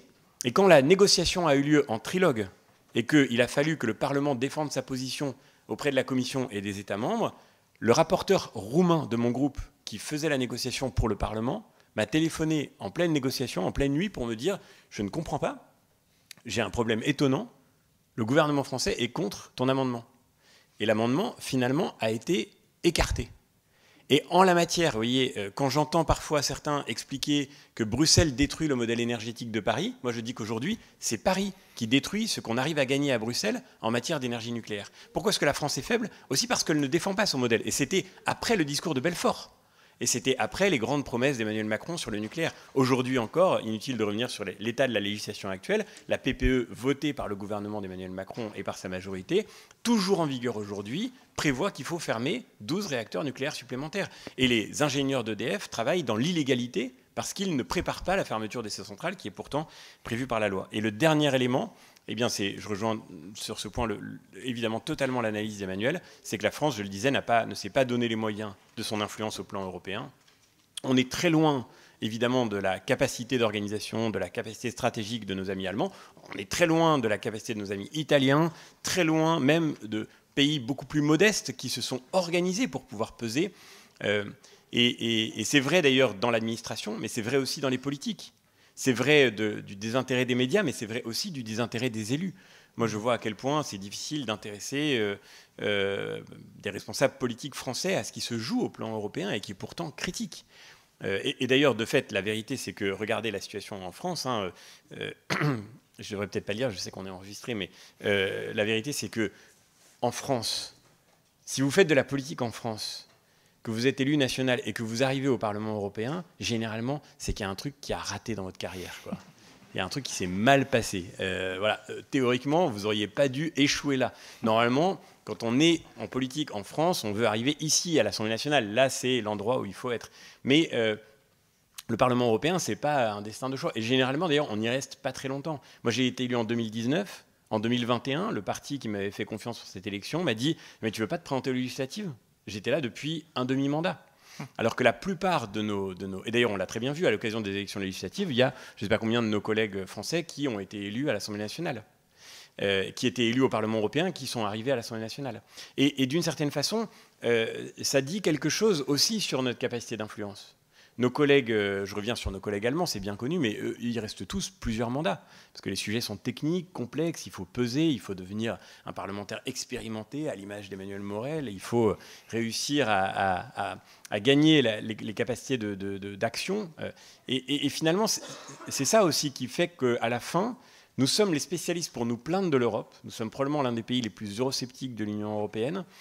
Et nous avons bien des raisons légitimes de nous en plaindre, mais peut-être parce que nous n'avons pas su prendre toute notre place dans la négociation européenne, qui n'est pas, encore une fois, l'occasion de dissoudre les intérêts nationaux dans une espèce de grand tout uniformisé, qui est l'occasion de faire entendre la voix des citoyens français.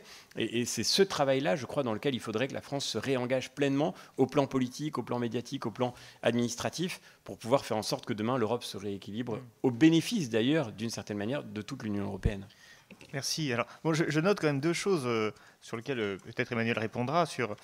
D'un part, le manque de nationalisme en fait, des Français, c'est ça que j'ai compris. Hein. Lorsqu'ils sont dans l'Union européenne, ils ont tendance à troquer quelque part l'intérêt français pour l'intérêt évanescent, l'intérêt général européen.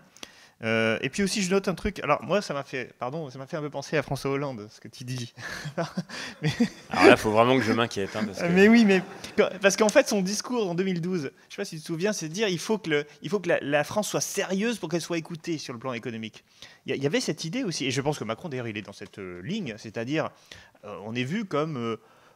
c'est pour ça qu'il fait la réforme de retraite aussi, c'est dire regardez... Ça, c'est parce qu'il n'a pas le choix. Il n'a pas le choix. Il a tout. Parce que le sérieux budgétaire d'Emmanuel Macron est quelque chose qui laisse relativement... Oui, mais justement, il faut qu'il donne des gages. Oui, non, mais c'est parce qu'il a pris l'engagement explicite. C'est-à-dire, NGEU, il y a un engagement écrit de la France. Les pays bénéficiaires du plan de relance européen ont signé pour dire, voilà, moi, ce que je vais faire pour pouvoir mériter... S'il ne le fait pas, qu'est-ce qui va lui arriver ? Je veux dire, voilà, c'est ça. C'est-à-dire que... Mais... Bon, après, non, en fait, ce que je veux dire, c'est... Après, je comprends. Hein, je pense qu'il n'a pas envie... L'idée qu'on est écouté quand on est sérieux. Moi indépendamment des convictions politiques qu'on peut avoir là-dessus, il me semble que c'est quelque chose d'important dans le logiciel européen. C'est-à-dire que ces grands équilibres macroéconomiques sont la première chose qu'on regarde, en fait.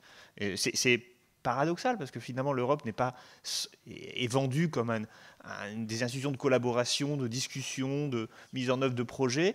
Et finalement, on dit, toi, tu as des déficits. Du coup, non, on va demander plutôt à ton collègue allemand sérieux. C'est ça un peu ? Non, je peux, juste en une phrase, parce que j'ai déjà été beaucoup trop long, mais je parlais plutôt du déficit commercial. C'est-à-dire, on parle de politique commerciale. Oui. Les Allemands ont construit toute leur stratégie économique sur l'exportation. Et nous, on arrive en leur disant, écoutez les gars, il faut arrêter d'exporter parce qu'en fait, nous, dans notre idée de la mondialisation, il faut qu'on produise nous-mêmes. Oui, mais vous produisez rien. C'est aussi compliqué quand même. C'est vrai que des centrales nucléaires, mais ils les veulent pas. On est dans la même situation qu'un cuisinier qui fait faillite et qui expliquerait à un grand chef comment il faut faire ses recettes. C'est un peu comme ça qu'il regarde la situation de la France. Ouais. Et je parlais pas du tout de déficit budgétaire, mais de déficit commercial, qui est quand même un signe de très mauvaise santé nationale. C'est-à-dire qu'on n'est plus capable de produire. Et ça dépend. Les États-Unis, qui sont la plus grande puissance mondiale, ils ont un déficit abyssal en fait. Hein. Et par ailleurs, le déficit commercial est aussi une conséquence, c'est l'économiste qui parle, mais du niveau d'investissement. Plus on investit, plus son déficit commercial est profond. Et l'Allemagne a un taux d'investissement macroéconomique qui est plus faible que celui de la France par rapport au PIB depuis 20 ans. Et la faible consommation du fait de la démographie plus le faible investissement de l'Allemagne explique en grande partie ces excédents. Alors il y a aussi la puissance industrielle allemande, hein, mais il y a différentes manières de l'interpréter. C'est quand même sur la balance des biens, c'est quand même un élément clé. Est-ce que sur ce terrain précis, en tous les cas, c'est clair que c'est difficile pour nous. Un jour, je raconte une anecdote très rapide. On parle du traité d'investissement avec la Chine. Et nous, en réunion de groupe, les Français, ça y est, on fait déjà nos mauvaises têtes. On dit les traités d'investissement avec la Chine, c'était avant le Covid. Hein. Nous, le traité d'investissement avec la Chine, on va peut-être pas, ça nous paraît pas une bonne idée du tout. Je pense que vous êtes en train de faire fausse route. Je me rappelle un collègue allemand qui m'a dit, devant une porte dans un couloir, j'étais avec un autre collègue français, il m'a dit de manière un peu nerveuse, écoutez, c'est nous qui garantissons vos déficits, donc si en plus vous nous empêchez de faire du business, ça va très mal se terminer. Il a dit la phrase comme ça. C'est pas toujours aussi explicite, mais en l'occurrence, c'était assez direct pour être compris. Et je pense qu'il y a quand même un sujet. Je dis pas qu'il faut être sérieux au sens le bon élève de la classe en termes de déficit budgétaire, etc. Je pense en revanche que c'est vrai, la France ne retrouvera tout son poids dans l'Union européenne que quand elle aura retrouvé aussi des éléments de sa crédibilité. Et on n'est pas condamné, parce qu'on n'a pas toujours été dans cette situation, on n'est pas condamné à vivre dans cette espèce de fragilité chronique de notre outil industriel. Je pense qu'on se bat aussi, c'est pour reconstruire la capacité que la France a de conserver les moyens de maîtriser son destin, et ça passe aussi par là. Bon, Emmanuel, hein, c'est à toi de répondre. Je suis désolé, on a été... Mais répondre à cette réflexion, à la fois sur le poids de la France, mais aussi peut-être, c'est le dernier point, parce qu'on arrive à l'heure, oui, il va falloir qu'on laisse la parole à la salle et puis qu'on clôt le débat. Mais un dernier thème, c'est la question de, ce serait quoi une Europe idéale ? Qu'est-ce qu'il faudrait faire pour changer ? Alors, bien sûr, mais c'est très vaste. Mais d'un autre côté, j'imagine qu'on a le temps aussi de réfléchir un peu sur ce qu'il faudrait faire. Voilà, donc si tu peux répondre peut-être sur la question de est-ce que la France doit être sérieuse pour être entendue ? Mais jusqu'à quelle heure tu as réservé la salle ? 22h. Parce que l'Europe idéale, ça va prendre un peu de temps, quoi. Alors il y avait la formule de Coralie qui réglait le problème, qui dit mais moi je veux pas qu'on quitte l'Union européenne, je veux qu'elle disparaisse. Ça réglait le problème assez rapidement. Mais bon, nous, vous savez, comme disaient les marxistes, l'existence détermine la conscience. Nous, on est députés européens, il faut quand même on trouve un peu un sens à ce qu'on fait, quoi. Donc, forcément, on va débattre de comment on va changer l'Union européenne. Je reviens sur une idée qui me paraît très importante, qui n'est pas que spécifique aux Français, parce qu'en fait, on le voit un peu chez les Belges, parfois aussi chez les Italiens. Mais la dure réalité, en effet, c'est qu'il n'y a pas d'intérêt général européen. Et il faut arriver... au Parlement européen, d'ailleurs, on est avant d'être des eurodéputés, on est des représentants de la France au Parlement européen. Moi, je tiens beaucoup à cette appellation, et c'est dur à dire à certains collègues parce que il y a beaucoup d'eurodéputés sincères qui se sont engagés parce qu'ils croient à la thèse des États-Unis d'Europe, et peut-être que ça adviendra d'ailleurs dans l'avenir. Hein, nul ne le sait, mais il faut leur dire qu'il n'y a pas d'intérêt général européen. Il y a des intérêts qui sont parfois des intérêts nationaux, qui sont parfois contradictoires et parfois convergents. C'est mieux quand c'est convergent, faut qu'on travaille aux convergences, mais il faut qu'on assume quand il y a des contradictions. Et je pense qu'un des problèmes principaux de la France dans les 3 dernières décennies, hein, on peut faire monter, c'est que jamais ils n'ont voulu assumer les contradictions au nom d'une forme d'idéalisme qu'on pouvait comprendre. Je pense notamment aux années 90, chez Mitterrand ou chez Delors. Il y avait une forme d'idéalisme, parce que c'est des hommes qui avaient connu la guerre, qui croyaient au discours, qu'on pourrait réinterpréter d'ailleurs d'un Monet ou d'un Schumann, à l'aune. Chevènement a fait un très bon livre qui s'appelait La faute de Monsieur Monet, où il montrait bien que tout ça, en réalité, était moins idéaliste qu'on y croyait, quoi. Mais en tout cas, il y a des gens sincères qui pensent qu'on peut construire un intérêt général européen et que pour ça, il faut faire des compromis. Sauf que la réalité, c'est que la plupart du temps, on n'a pas joué le rapport de force. On aurait pu jouer le rapport de force. Le dernier exemple en date, le plus douloureux pour moi, parce que j'ai quand même été longtemps au Parti socialiste, c'est le quinquennat de François Hollande, où on avait tout en main pour construire un rapport de force.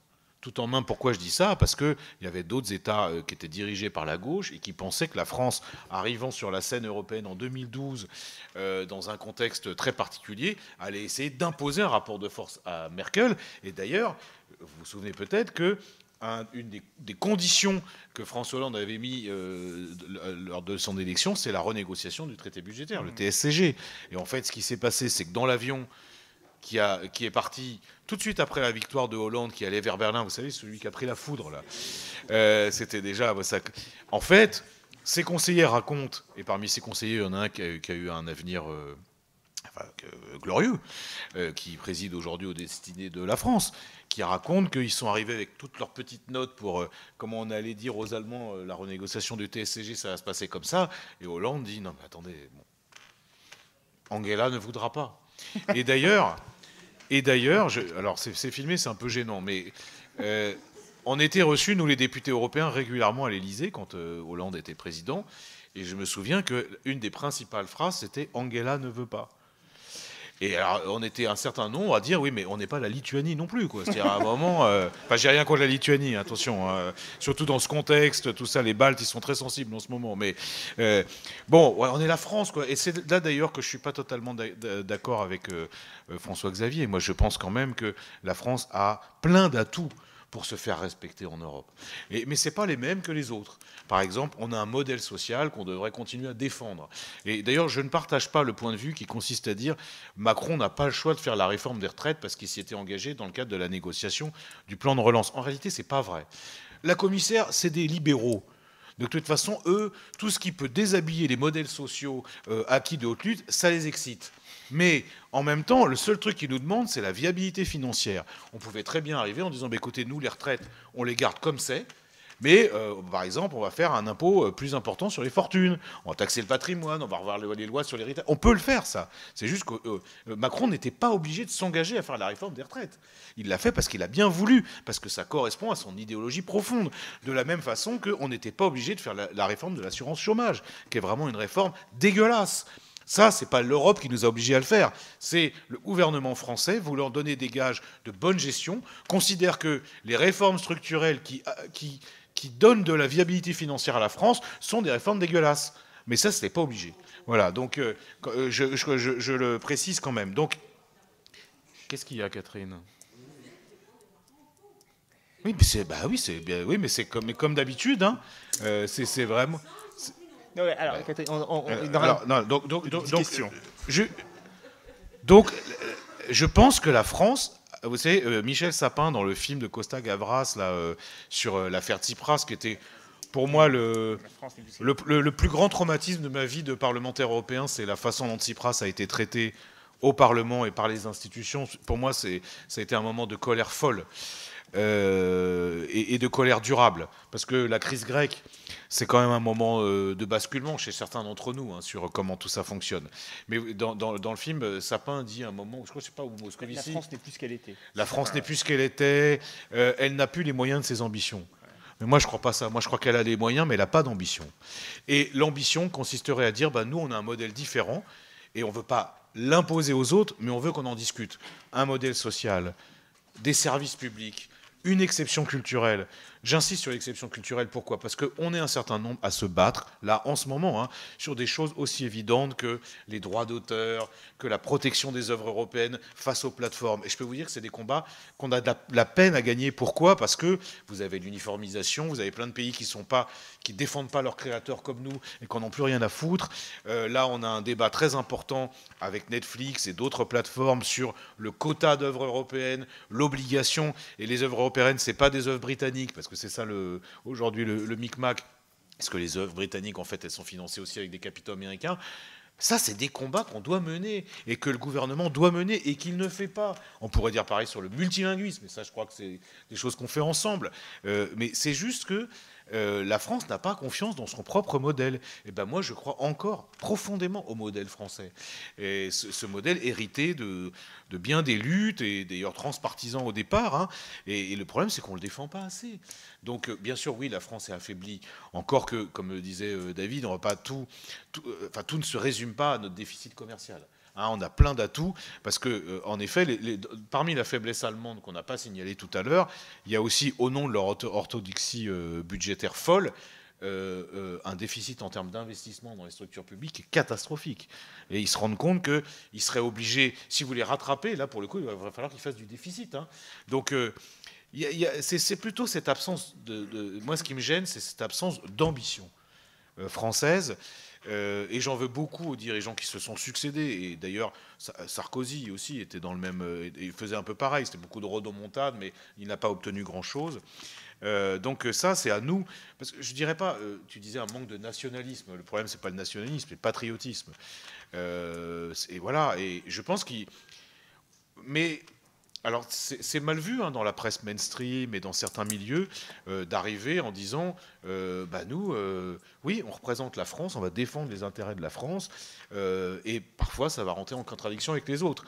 Je rappelle quand même que les Allemands, quel que soit leur groupe politique, vous m'entendez bien, quel que soit leur groupe politique, y compris chez moi, Die Linke, là, les Allemands, ils se retrouvent au Bundestag régulièrement avec les représentants du gouvernement qui disent voilà, la feuille de route pour nous, dans les 3 mois à venir au Parlement européen, c'est ça.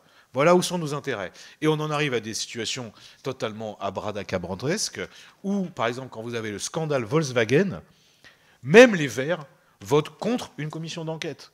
Parce que, vous avez bien compris, les Verts allemands, je parle évidemment. Hein. Nous, chez nous, ça ne se passerait pas comme ça. Et c'est dommage.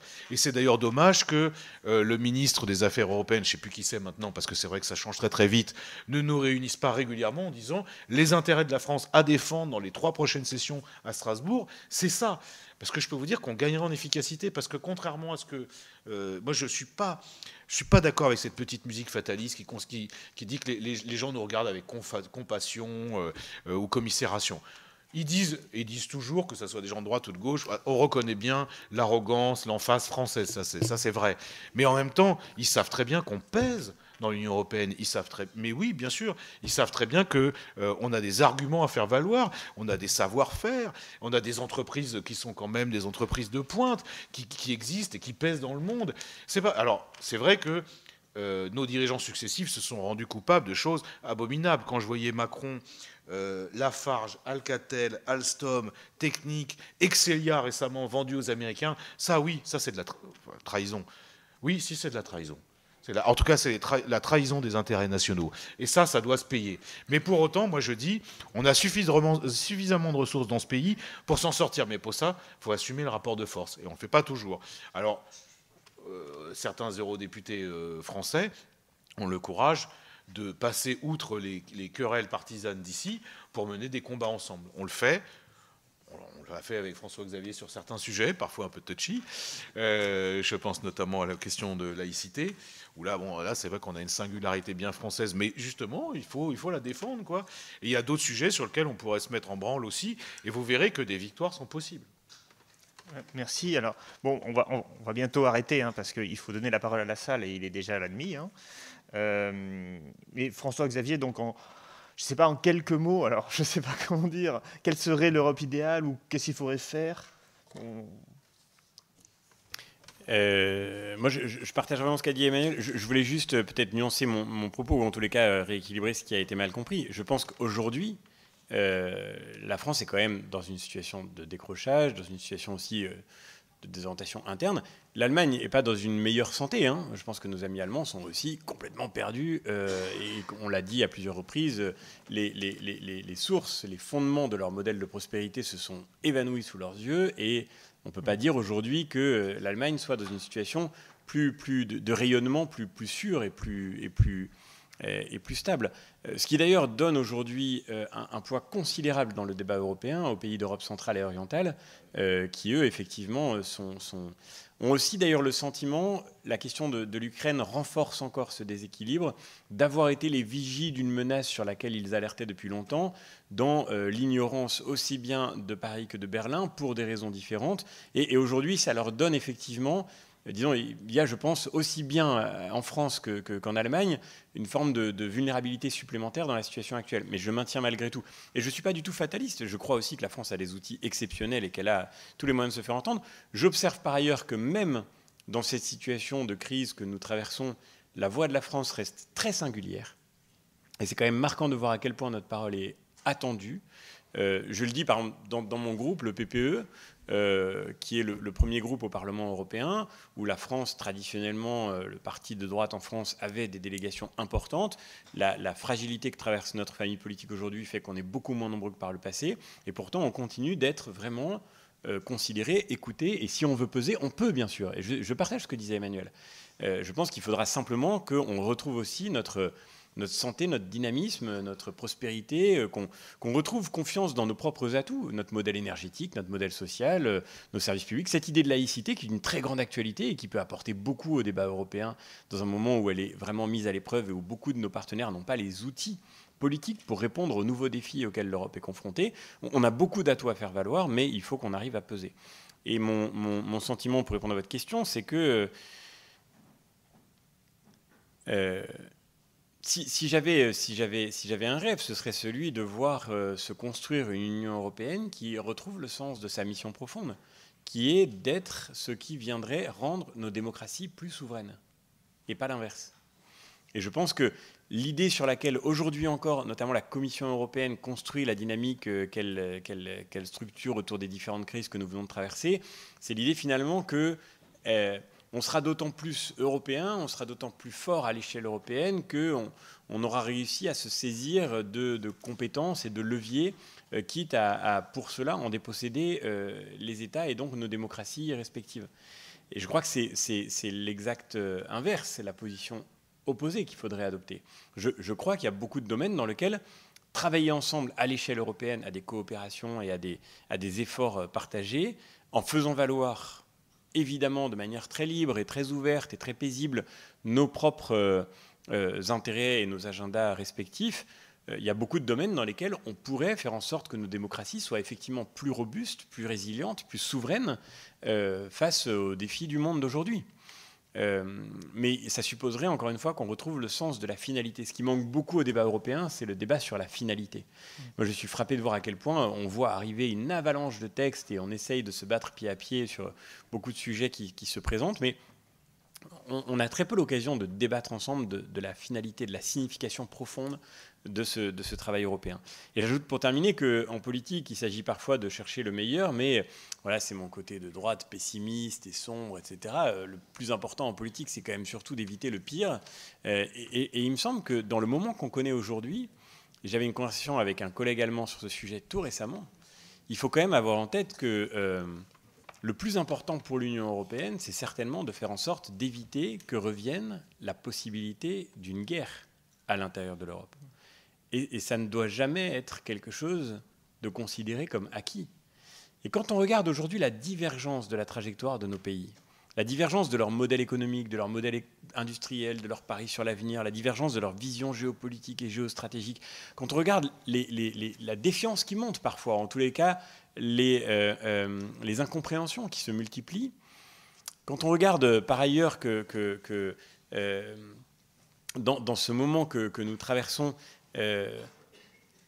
réapparaissent aussi des éléments structurants qui ont fait les déséquilibres de notre continent dans le passé. Un des derniers éléments que la France avait, qui de manière incontestable faisait, et font encore d'ailleurs, son autorité dans les débats européens, c'est qu'on est le dernier pays de l'Union européenne, après le départ des Britanniques, on est le dernier pays de l'Union européenne à avoir vraiment une armée.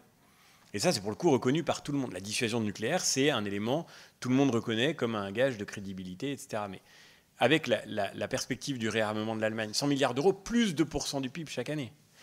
Avec aussi le réarmement massif de la Pologne, qui fait que la Pologne va être, dans quelques années, la première armée sur le continent européen au sens conventionnel.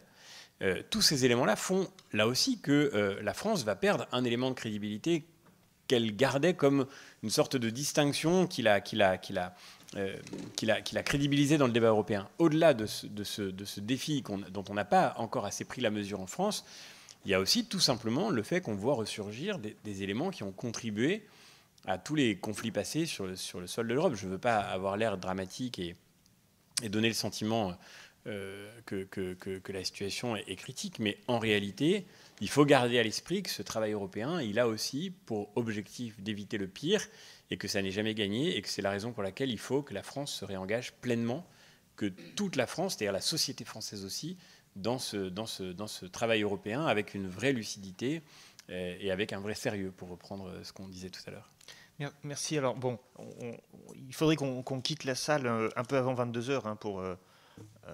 voilà, donc on a une vingtaine de minutes de débat. Je vous invite à prendre la parole, si vous le souhaitez, avec les micros qui sont en bout de rangée, de manière à ce qu'on puisse avoir un bon son dans la vidéo. Et ce que je vous propose, c'est voilà, des séries de 2-3 questions. Et ensuite, on donnera la parole à nos intervenants. Est-ce qu'il y a quelqu'un ? Oui, alors, eh bien écoutez, vous êtes tous les deux. Alors si vous pouvez vous approcher d'un micro pour parler. Donc madame, et puis vous, voilà, tout à l'heure après.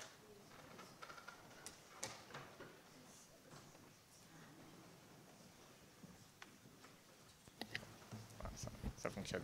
Vous m'entendez ? Oui, très bien. Oui, donc bonsoir, merci beaucoup de ces réflexions. Alors, vous avez beaucoup parlé en fait de l'union, des intérêts, donc à la fois de l'Union européenne et des États. Et moi, ce dont j'ai pas du tout entendu parler, c'est du citoyen, la citoyenneté européenne. Et je pense que c'est un oubli qui est assez significatif en fait de ce qui se passe actuellement en Europe. Moi, j'ai travaillé sur la citoyenneté européenne dans les années en 94, à peu près au moment de Maastricht. Très franchement, c'est quelque chose qui n'existe plus à ce jour. Et je pense qu'il faudrait vraiment introduire cette dimension qui permet aussi, en fait, aux différentes populations de se retrouver, de se reconnaître et de se dire, finalement, on a des choses à partager et ça permet aussi d'effacer, enfin, en tout cas, d'arrondir les angles quand il s'agit de défendre des intérêts nationaux. Voilà. Et alors, deuxième question, si vous me le permettez, alors qui va être un peu plus provocatrice. Moi, je me demande à ce jour que fait le Parlement européen. Vous avez mentionné la Commission européenne qui n'arrête pas de grignoter, de s'arroger des pouvoirs qui ne sont même pas prévus dans les traités. On a vécu une période de crise Covid avec une gestion qui est vraiment, enfin, moi je trouve extrêmement problématique, avec un Parlement européen qui a tout plus ou moins accepté, hein, même si il s'est même vu retirer des pouvoirs, en particulier quand il s'agit de l'application de la subsidiarité. Bon, tout ça, c'est passé comme une lettre à la poste. Donc ça pose problème. Ça pose aussi la question, est-ce que le Parlement européen est capable de défendre les libertés des citoyens, des différentes populations, avec ce qui se passe en ce moment au niveau de l'actualité, la création de l'Union européenne de la santé, qui est un sujet extrêmement délicat en matière de liberté des citoyens, et plus grave encore, selon moi, le portefeuille d'identité numérique européen, qui se développe à grands pas, mais dont personne ne parle. Voilà, merci. Merci. Monsieur, vous avez la parole. Oui, bonjour. Merci pour cette conférence. Moi, j'avais qu'une seule question à poser. Avec la décision de la BCE d'augmenter les taux d'intérêt pour faire face à l'inflation, et vu le taux d'endettement de certains pays dans le sud de l'Europe et aussi en France, est-ce que vous n'avez pas peur d'un retour de la crise de l'euro comme en 2011 ? Merci. Ouais. C'est pour toi. Non, mais sur cette question, bon, non, mais je sais pas, je sais pas si je peux répondre. En fait, bon, mon sentiment, c'est que c'est pas très grave la hausse des taux d'intérêt parce que il y a une inflation qui est supérieure en fait à cette hausse des taux d'intérêt. Et en fait, les États gagnent beaucoup plus d'argent avec la hausse de l'inflation qu'avec la hausse des taux d'intérêt. Voilà, je me permets de vous répondre. Voilà, mais ça ne veut pas dire que si les taux d'intérêt continuent d'augmenter, si l'inflation rebaisse, là, il se posera peut-être une question. Mais pour l'instant, on n'est pas là. Monsieur. Oui, alors moi à propos du réarmement allemand, j'ai toujours voulu mourir dans des camps comme mes ancêtres, donc je suis très content qu'il réarme. Voilà. J'ai toujours voulu mourir dans des camps de concentration comme mes ancêtres, donc je suis très content que les Allemands réarment. Voilà, j'ai pu faire la méchanceté sur le réarmement allemand. Non, la question alors, qu'on n'a pas trop évoquée ici, qu'en est-il du fait de faire une politique sociale ou une politique à long terme dans l'Europe actuelle ? Politique sociale à long terme dans l'Europe actuelle. Une politique sociale ou plus généralement une politique à long terme. Bah écoutez, alors oui, bah du coup il y a plein de questions. On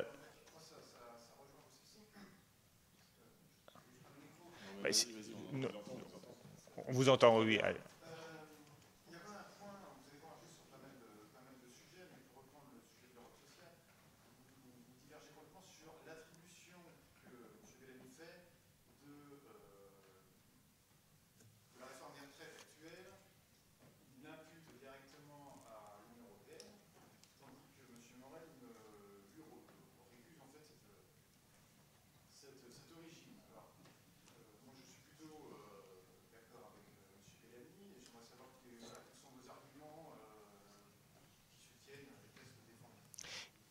Monsieur, une dernière question, puis ensuite on donnera la parole. Mais essayez de prendre le micro quand même, parce que pour l'enregistrement, c'est beaucoup mieux. Oui, merci pour la clarté du débat. Vous avez beaucoup parlé de la protection des intérêts nationaux par les parlementaires européens, mais qu'en est-il de l'infiltration des intérêts de pays tiers au sein de l'Union européenne? Et je pense notamment au scandale de corruption du Qatar au sein de la Commission. Merci. Merci. Je propose de commencer par toi, Emmanuel. Bon, je vais commencer par la dernière question, parce que bon, Qatargate, peut-être Maroccogate, enfin on ne sait pas trop en fait. Pour l'instant, il y a 3 personnes en prison. Un ancien député, une députée et un assistant parlementaire. Ils sont en prison, vraiment. Oui, ils sont en détention provisoire, oui, bien sûr. Tout le reste, pour l'instant, c'est dans les mains de la justice belge qui mène des enquêtes. Alors le problème, c'est que parfois il y a des noms qui sont balancés comme ça dans la presse, puis 2 jours après on dit ah ben non, c'est pas lui. Bon, bref, nous on en est là de ce niveau d'information. Je pense très honnêtement que les parlementaires européens, comme les autres parlementaires, sont dans leur immense majorité incorruptibles. Ça, c'est la première chose. La deuxième chose, c'est que ce qui m'embête un peu dans ce débat, alors, il y a une stratégie offensive du Qatar, c'est incontestable, qui est une stratégie d'influence, qui est aussi une stratégie liée à une certaine idée de la promotion d'un islam rigoriste, tout ça, on sait tout ça. Donc j'y reviens pas. Mais si vraiment on veut parler des stratégies d'influence profondes, durables, dans les institutions européennes et pas que le Parlement, bah, dans ce cas-là, il faut qu'on n'oublie personne. On va parler de la Chine, parce que là, je peux vous dire que c'est autrement plus agressif, offensif, et il y a autrement des moyens. Et on peut parler aussi, oh là là, des États-Unis. Parce que quand on a eu le débat sur la régulation du numérique, Digital Service Act et Digital Market Act, les GAFAM, les entreprises américaines, les multinationales américaines de numérique, ont dépensé quasiment 100 millions de dollars, rien que pour le débat sur ce texte. Donc, moi, c'est ce que je dis à mes collègues. Si vous voulez qu'on mette tout sur la table, je veux bien qu'on s'excite sur le Maroc. C'est que des allégations, voire même la Mauritanie. Il y a un mec qui a sorti la Mauritanie. Les journalistes reprennent. Franchement, enfin, moi, il se trouve que je connais bien la Mauritanie. J'imagine mal quand même qu'ils dépensent des centaines de millions de dollars pour corrompre le Parlement européen pour une résolution tous les 10 ans, quoi. Donc, faut quand même raison garder. Mais surtout, si on veut vraiment s'attaquer aux influences et aux stratégies d'influence, je peux vous dire, il y a de quoi faire, notamment du côté des capitalistes. Mais bon, ça, évidemment, au Parlement européen, c'est pas forcément une réponse qui agréera. Deuxième chose, sur la politique sociale. Mais il y a un problème quand même. Alors, j'ai été longtemps au Parti socialiste et chaque campagne européenne avait le même slogan. C'est « Et maintenant l'Europe sociale ». Ça a commencé à la fin des années 80 en fait. Le problème, c'est que, et là c'est un problème structurel, c'est traité, c'est que la concurrence entre les travailleurs est organisée par les traités. Et c'est d'autant plus grave depuis l'élargissement. C'est-à-dire qu'en gros, mais moi je peux comprendre, hein, quand on discute avec nos collègues polonais, tchèques, ils disent nous, notre avantage compétitif, c'est nos salaires. Donc il faut qu'on garde les salaires bas. C'est pour ça qu'ils ne veulent pas d'harmonisation sociale. Et puis quand on discute avec nos collègues maltais, luxembourgeois, chypriotes, irlandais, ils disent nous, notre avantage compétitif, c'est la fiscalité. Hein, c'est que notre taux d'impôt sur les sociétés est proche de 0, donc ça fait venir les entreprises. C'est là que ça ne va pas. C'est que tant qu'on gardera dans les traités l'obsession de la concurrence avec le reste du monde et à l'intérieur de l'Europe, ça ne pourra pas fonctionner. Donc, évidemment, l'harmonisation sociale, ça ne doit pas être seulement un slogan, ça doit être des politiques concrètes. Et pour ça, il y a des actes très clairs. Il y a il faut prendre une décision sur le travail détaché. Là, franchement, c'est une plaie qui a défiguré le visage social de l'Europe et qui a pénalisé gravement des pays comme la France. 2, il faut qu'on aille plus loin sur la question du salaire minimum. Alors, ça avance un peu, hein, mais ça n'avance pas suffisamment. Et il faudrait, de la même façon qu'il y avait un serpent monétaire européen dans les années, 80 ou 70, il devrait y avoir un serpent social, c'est-à-dire en gros une harmonisation progressive, notamment des minima sociaux. Voilà, il faut le même calcul des cotisations salariales. Bref, c'est un gros chantier, mais là on se heurte vraiment à la question des intérêts, et encore plus depuis l'élargissement. Donc il va falloir faire comprendre, et là aussi la France peut avoir un rôle à jouer, mais pourvu qu'elle s'y attelle vraiment, que si on ne veut pas que l'Europe explose, si on ne veut pas que l'Union européenne explose, à un moment il faudra régler cette question sociale. Et pour l'instant, ce n'est pas le cas. Et comme dans le même cas, cette Union européenne, elle fait des cadeaux toujours plus importants aux détenteurs du capital. Excusez-moi d'employer ces mots, mais c'est ça la vérité, la réalité. D'ailleurs, le Covid, on l'a vu, toujours pareil, hein, c'est on socialise les pertes et on privatise les profits.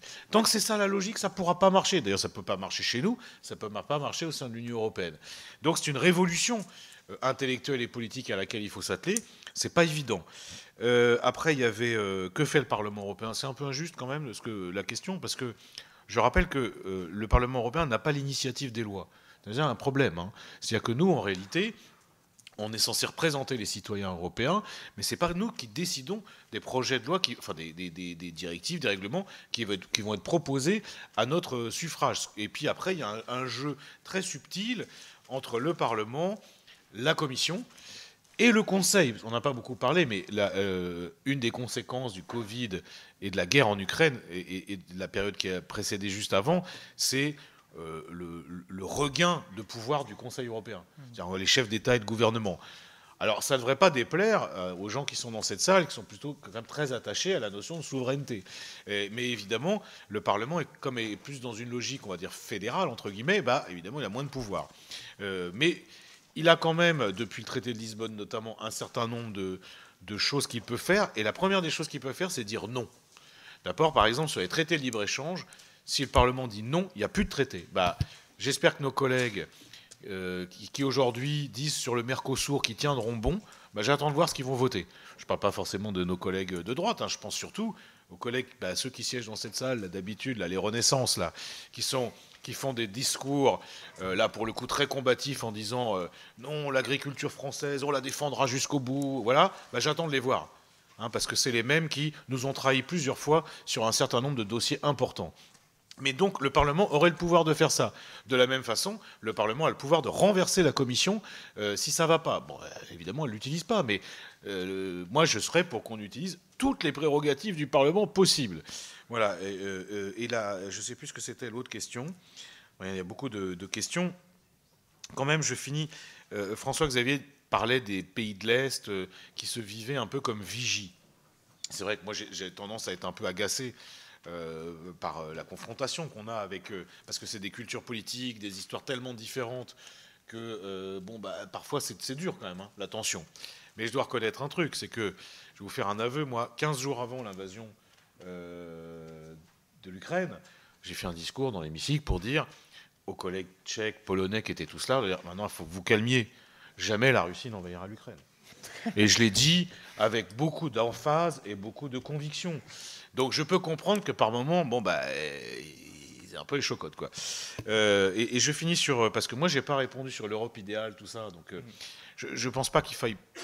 Je ne veux plus du tout penser en ces termes-là. Je crois même pas qu'il faille se perdre en débat. Alors, on a la conférence sur l'avenir de l'Europe. Moi, ça me fait très peur parce que ils adorent... Vous savez, c'était comme la convention Giscard. Ils adorent inventer des zinzins institutionnels qui, à la fois, de toute façon, ne fonctionnent pas, ne prennent pas en compte le citoyen européen dont vous parliez à l'instant.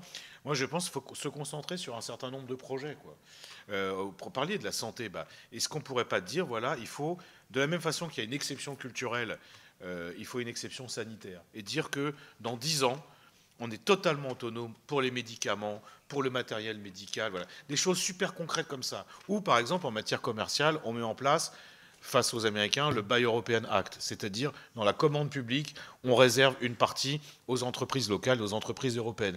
Je me demande si le mieux ne serait pas de commencer par des projets comme ça, qui soient à la fois structurants et rassembleurs, plutôt qu'à des grands débats théoriques sur c'est quoi les finalités de l'Europe, parce qu'évidemment, on n'arrivera jamais à se mettre d'accord.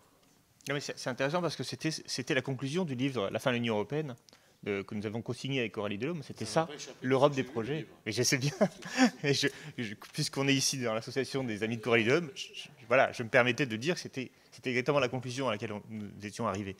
François-Xavier.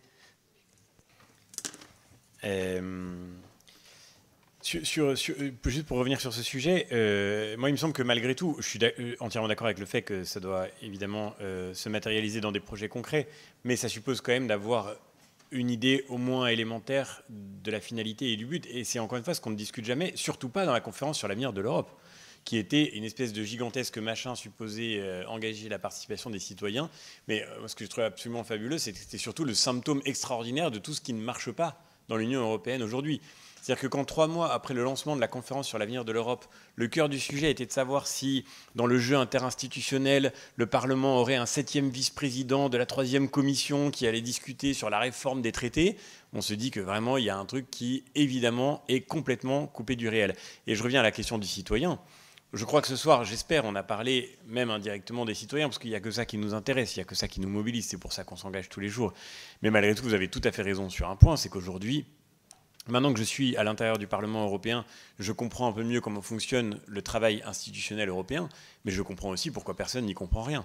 Parce que cette complexité-là, elle laisse complètement de côté, justement, le citoyen. Et c'est aussi, d'ailleurs, une manière de se mettre à l'écart dans cette difficulté d'intelligibilité des processus de décision, de se mettre à l'écart de la critique, d'une certaine manière. Comme j'ai connu dans ma discipline, en philosophie, le meilleur moyen d'éviter d'avoir des contradicteurs, c'est d'employer un langage tellement complexe que personne ne puisse vous comprendre. C'est un peu ce qui se passe aussi dans nos institutions aujourd'hui sur le plan politique, et c'est autrement plus grave quand il s'agit de démocratie. Sur la question des libertés, vous avez tout à fait raison, je partage complètement votre préoccupation. Que fait le Parlement ? Ça ne veut pas dire qu'on fasse rien, mais on fait avec les majorités qui sont là. Et ces majorités, elles sont parfois très mouvantes, parce qu'il y a des sujets, on en a parlé, qui sont des sujets qui obéissent à des clivages politiques assez classiques, entre la gauche, la droite, les différentes formations politiques. Il y a des sujets qui sont marqués par des clivages plus nationaux, plus culturels. Cette pluralité ou ce caractère multidimensionnel des clivages fait que les majorités ne sont jamais exactement les mêmes. Et dans cet environnement, eh bien, on doit voter en conscience à la fin. Et parfois on y arrive, et parfois on gagne, et on a gagné des batailles. Avec Emmanuel, effectivement, ça nous arrivait de voter ensemble sur des amendements qui ont pu passer parfois à quelques voix près. Donc ça nous arrive de gagner des batailles, et ce Parlement a gagné certaines batailles importantes, je pense. Puis ça nous arrive de perdre des batailles. Vous parliez des libertés dans la gestion de la crise sanitaire. Ça a été aussi une très grande préoccupation pour moi. Mais voilà, j'ai voté contre la création à l'époque, ça s'appelait le certificat vert européen, c'était l'ébauche du pass sanitaire. Le terme n'existait pas en France, personne n'avait entendu parler du concept et ça ne suscitait pas le moindre débat. J'ai voté contre à sa création, mais dans mon groupe, on était 182, j'étais seul à voter contre. Voilà, on fait ce qu'on peut, on essaye de convaincre, on essaye de faire entendre des préoccupations, et je crois que sur ce vote-là, tout groupe confondu, on était extrêmement minoritaire à s'opposer. on essaye de faire en sorte que les convictions qu'on croit devoir défendre soient le mieux entendues possible. Et parfois, on fait aussi avec un débat qui part de loin et qu'il est difficile de faire évoluer d'une manière assez radicale. Sur la question de ce que le Parlement a gagné, sur la question de l'Europe sociale que vous évoquiez, alors moi, je suis assez... c'est aussi mon côté de droite peut-être, mais je suis aussi assez réticent sur la question de l'harmonisation sociale, parce que derrière cette expression, en réalité, je vois souvent pour la France le risque d'une harmonisation par le bas, et je crois qu'il faut faire très attention à ce qu'on choisit de déléguer à l'Union européenne et à ce qu'on choisit de ne pas lui confier. Demain, tous les États européens n'adopteront pas notre modèle de sécurité sociale. Et si on veut le défendre, il faut aussi accepter que l'Europe doit garder et laisser les États membres garder des singularités qui sont les leurs. Et il faut se donner moyen d'éviter que ça se transforme, du coup, effectivement, en une compétition où tout le monde a beaucoup à perdre. Sur le sujet du salaire minimum, par exemple, je pense que c'est un vrai risque. Il me semble que dans les distorsions de l'Europe sur le plan social, d'ailleurs, tout le monde a beaucoup perdu. Nous, on a eu un débat très, très vigoureux sur le plombier polonais. Mais en Pologne, ils ont un énorme problème de fuite des talents, de fuite des jeunes. Je vous parlais à des collègues... Fuite d'eau, ils ont des plombiers, par contre. Comment ? S'ils ont des problèmes de fuite d'eau, ils sont des plombiers. Mais non, justement, parce qu'ils sont partis chez nous. Mais c'est la vérité, c'est-à-dire que vous parlez à des Roumains, en Roumanie, la moitié des promotions de jeunes médecins diplômés n'exercent pas un seul jour en Roumanie. Partent en Allemagne, partent en France d'ailleurs, on est très content de les accueillir. Et pour les Roumains, c'est un sujet très éprouvant de se dire, on forme des médecins, on paye pour leur formation, on engage la maire d'un des arrondissements de Bucarest me disait que la moitié des fonds européens qui vont vers la Roumanie, en tous les cas en termes d'équilibre, le montant payé par la Roumanie pour la formation de ces médecins correspond à la moitié des fonds européens qui lui sont versés. Donc d'une certaine manière, ils ont aussi beaucoup à perdre. Le désert démographique et l'exil des jeunes est un problème immense pour beaucoup de nos partenaires des pays d'Europe centrale et orientale. Et donc, effectivement, ces déséquilibres sociaux ont créé des tensions majeures. Nous, on y a beaucoup perdu, mais notamment dans le travail détaché, je partage ce que disait Emmanuel, mais eux y ont perdu aussi, et c'est un sujet qu'on devrait pouvoir mettre sur la table. Maintenant, tout n'est pas non plus à imputer au tort de l'Europe. Il y a eu aussi des progrès. Je pense par exemple le débat sur les travailleurs des plateformes. Je ne suis pas sûr que nos collègues de la majorité étaient les plus prêts à l'aborder.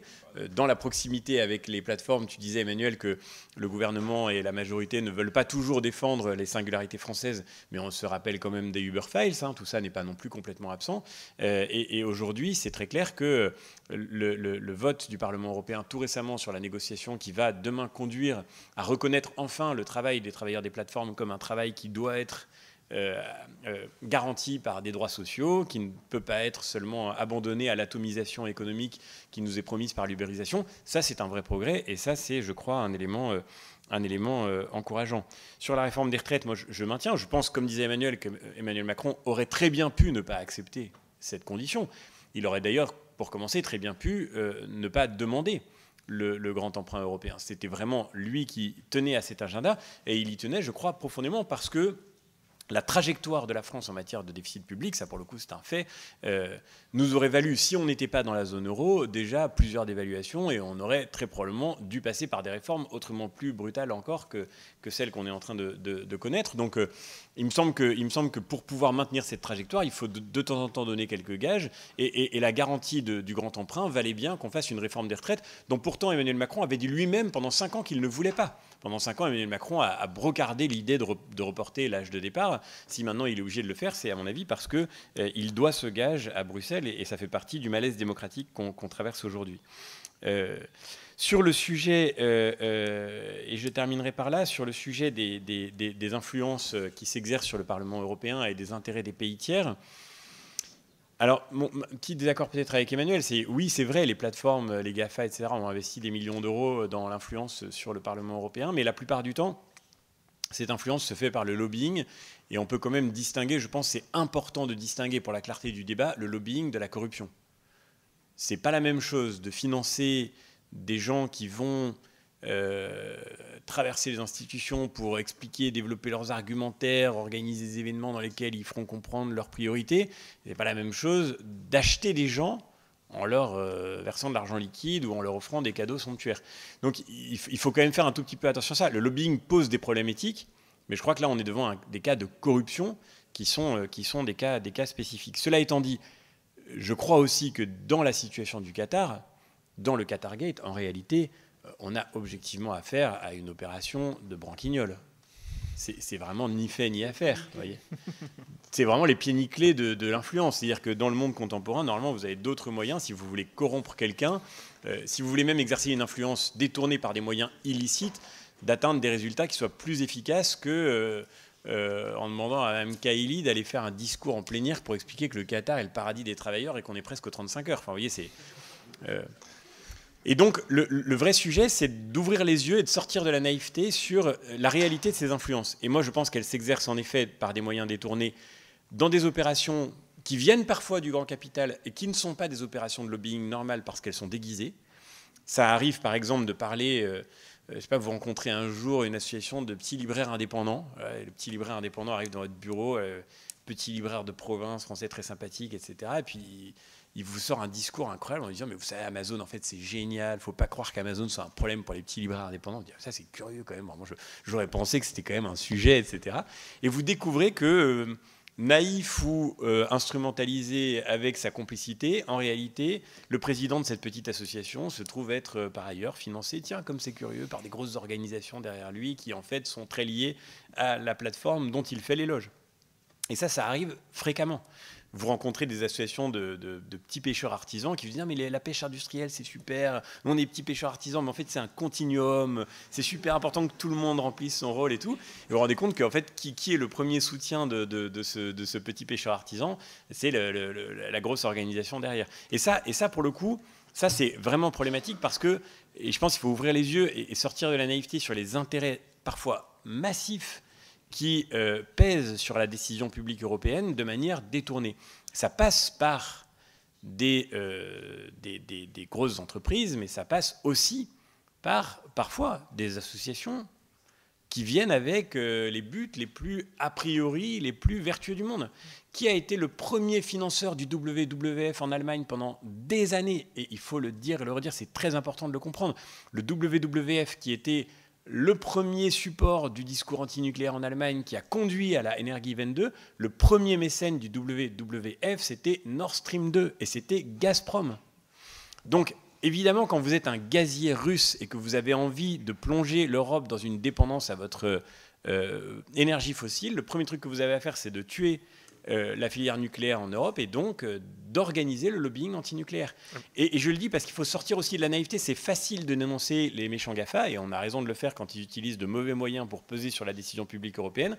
C'est parfois plus difficile d'ouvrir les yeux sur ce qui se passe dans des associations qui, certainement d'une manière vraiment lucide et vraiment désintéressée, avec une vraie générosité, ont une influence qui parfois en réalité n'est pas dénués de risque d'instrumentalisation par des puissances dont les enjeux sont pour le coup majeurs. Là, on ne parle pas du Qatar qui veut refaire son image à la veille de la Coupe du Monde.